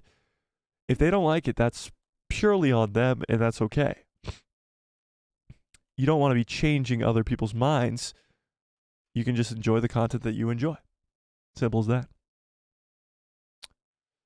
Zeke says, what do you think is Star Wars anyway? It's something never answered properly. What do they think is Star Wars anyway? It's something that's never answered properly. Oh, I get what you mean. Like, Star Wars is dead when they say that. Like, what do they think the Star Wars is? I understand that. I don't know. We'll see. Mace Cameron says, I just joined, and I'm not sure what's happening. Well, a lot is happening. We've been going for 2 hours almost, and a lot has happened in that 2 hours, but I'm glad you're here. A quick recap. Mando Trilogy is most likely happening. And I don't know. The rest of the 2 hours is kind of a blur. But let's keep going. Tiffany says, it's funny because the people that show all that negativity haven't even seen shows like The Mandalorian, Ahsoka, and it shows. These shows have been great additions to Star Wars, in my opinion. I completely agree, Tiffany. And honestly, when I see those comments like that, where they say Disney is dead, or I don't watch anything Disney since the sequel trilogy, my response to them is always, not even Mando? Because I know for a fact that if you liked the original trilogy, if you liked the prequel trilogy, if you liked the Clone Wars, you're gonna like Mando. So it's like, why not? A Mando trilogy? Yeah, so we're speculating about it. It's not confirmed. A Mando trilogy is not confirmed. But last Tuesday, of course, the Mandalorian movie was announced, and Dave Filoni's movie was announced, which is a Mando-Verse movie again, back in April of last year. So that's 2 movies. A third is probably on the way. And we talked about Scoopers and insiders are saying that there will be a third movie if the first one is a success. Yeah. But I completely agree, Tiffany. I think it's ridiculous. For the people that haven't watched Ahsoka or The Mandalorian to sit here and say that everything that Disney creates is terrible, it's just wrong. They've created some incredible Star Wars content, from Star Wars Rebels to Rogue One to the Clone Wars Season 7 to Mando to Tales of the Jedi to Ahsoka to some episodes of Kenobi to some episodes of Book of Boba Fett to a lot of Andor. that, like, that's the majority of the content that they made. Yes, they've made some bad stuff. The sequel trilogy is glaring and probably the most important thing that they messed up on. But it seems like they've learned from their mistakes, and they're still learning from their mistakes. So it's definitely something that's a very invalid statement that Disney has killed Star Wars. It's just wrong. It's just wrong. Freak Seek says, pretty sure they hated the prequels back in the day. Yeah, a lot of people hated the prequels back in the day. Most of it was critics because they had a bigger voice than everybody else, but yeah, it got its hate for sure. Ian says, Poe Dameron was born after the Battle of Endor? I don't think so. Not according to that article, at least. Let's look it up. What year was Poe Dameron born? 2 ABY. Yeah. So he was born before Episode 6. He was born before the Battle of Endor. He was born in between Episode 5 and Episode 6. So he was a little baby during the Battle of Endor. Yeah. Freaksy says, artists whose work is criticized in their time is often highly regarded well after. That's true. You see that a lot with, especially like you said, artists, like painters and stuff, because usually after they die is when their work becomes significant or priceless or more wanted, highly regarded, like you said, after they die. So it's a whole thing. Like, people are going to look back and say, wow, we got some incredible Star Wars content from the years of 2019 to 2023 or 2024, whatever you want to call it. And we're going to be like, yeah, no shit, Sherlock. Yeah. Naji Romulus, what's up, Romulus, says, I don't want the Mando-Verse trilogy. I just want Mando and Grogu's movie and the Heir to the Empire movie climax. So you don't want a trilogy? Really? You don't want a third movie to keep that story going, or the third movie be the climax? Like, the Mando and Grogu movie is going to establish Thrawn and the Heir to the Empire in the galaxy. The second movie is probably going to be the good guys losing to Thrawn, and then the third movie will be them eventually beating him. I think it's too much story to not be told in 3 movies. I think it'll be told too fast. Like, Thrawn was just introduced into live action in Ahsoka. If he dies in just a few short years in the Dave Filoni movie, it'll be too short. He's too good of a character, you know? I don't want them to do different things for the movies like the Origins of the Jedi that James Mangold... Oh, I want them to do different things for the movies like the Origins of the Jedi that James Mangold is doing. I agree, and I think they will. But why not finish off the Mando-Verse with a trilogy? Why not? And then go back to the Dawn of the Jedi. Oh, okay, that's right. I'll rewatch Rebels anyway, that I have to pay more attention. Yeah, there you go. That's just another reason, Fearless, to go rewatch Rebels, is to not miss that canon stuff. Freak C says, hoping to see Darth Talon in Dawn of the Jedi or the Jedi New Jedi Order. We obviously need her for plot reasons. Yeah, Darth Talon would be really cool, just because purely George Lucas wanted her to be Darth Maul's apprentice in his version of the sequel trilogy. So if she was involved in the Rey movie, it'd be pretty damn cool. Yeah. Mace Cameron says, what Dawn of the Jedi and New Jedi Order? Cameron, have you been living under a rock? You been living under a rock or something? Fearless says, well, I'm glad I'm a gal who loves Star Wars, and I will be till my last breath. I enjoy all that we get, even though it's not all perfect. We still get good Star Wars. I agree with that, for sure. It's Me says, do you think that we will see Anakin in Ahsoka Season 2? Yes, I do think we will. Whether that's a big role or not, I think you will see him at least once, if not multiple times, throughout the course of Ahsoka. Like, we see his Force Ghost on Peridea. The whole second season is probably going to be based off Peridea, and seeing his Force Ghost again is likely. Definitely likely. I think when they probably go to the Mortis God statues and Ahsoka's like, holy crap, it's the Mortis gods. I haven't seen these since the Clone Wars, and has to explain to Sabine what this means. Then she's probably going to sit and meditate and probably try to call out to Anakin, and maybe he will respond. That would be something very, very cool to see. Because Anakin was, of course, there with Ahsoka, with the Mortis gods, and maybe we'll get some explanation to that. And maybe Anakin will reveal to us that he is indeed the father. Now. Yeah. Yeah. For sure. Actually, in some comic book news, if you guys want to check this out before we get on out of here, this is pretty cool. This is coming from the dorkside.com. The dorksideoftheforce.com. This is coming from Star Wars Comics. This week in Star Wars Comics, Luke actually seeks a Sith Lord for help in the recent Star Wars comics. So let's take a gander at this. That's Luke and Vader, of course, behind him. All right. It's Wednesday. All right, let me zoom in one more time. Perfect. It's Wednesday. So it's time for another week to check out what Star Wars comics are released today. Also, have a look ahead to Tuesday for a peek at the latest trade paperback Dark Horse comics. Okay, so let's see. These are the comics that came out this week for Star Wars comics. Oh, shit. Okay, here we go. It's this one from Star Wars, and then this one from The Mandalorian. This is, of course, Moff Gideon versus Din in Season 2. Let's go back to this article. Okay. So, yeah, let's read this one. Star Wars Hyperspace Story Volume 2, Scum and Villainy. Out on Tuesday, January 16th, the next edition of Dark Horse Comics All Ages series, Star Wars Hyperspace Stories. Oh, this is out next Tuesday. What? Where's the Luke one? Oh, maybe I skipped right over it. Sorry. Star Wars number 42. Now that the Dark Droid comic event has wrapped up, Star Wars number 42 jumps back in with Luke Skywalker continuing his Jedi training again. He knows he must face his father, Darth Vader. This is, of course, in between episode 5 and 6 is when these comics are taking place.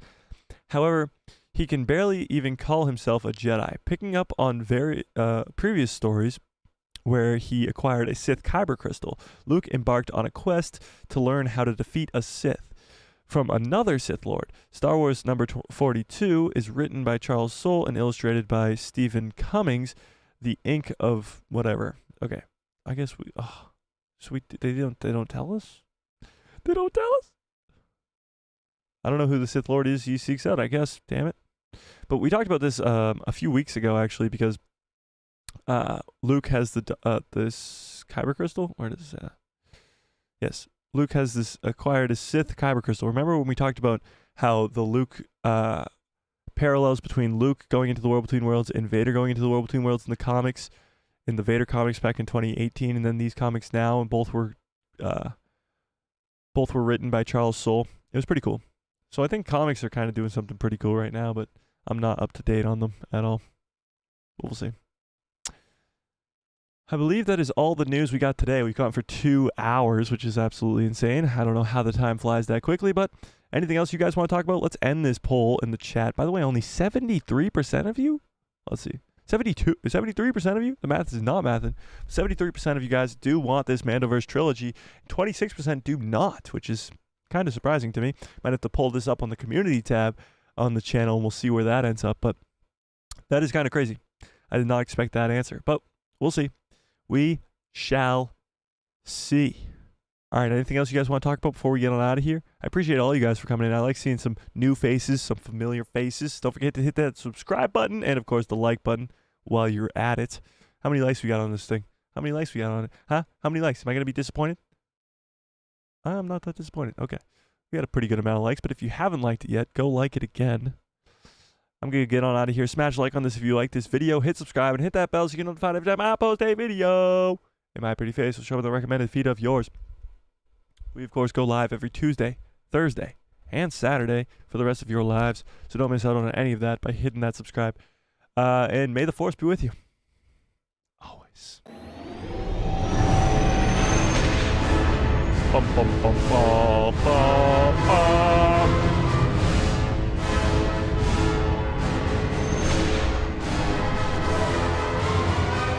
Oh, yeah. What a great stream. What a great show. You guys are the absolute best. I appreciate all of you guys for being here, and I appreciate those hearts. I hope you have a great rest of your evening, a great rest of your lives, and good night, everybody.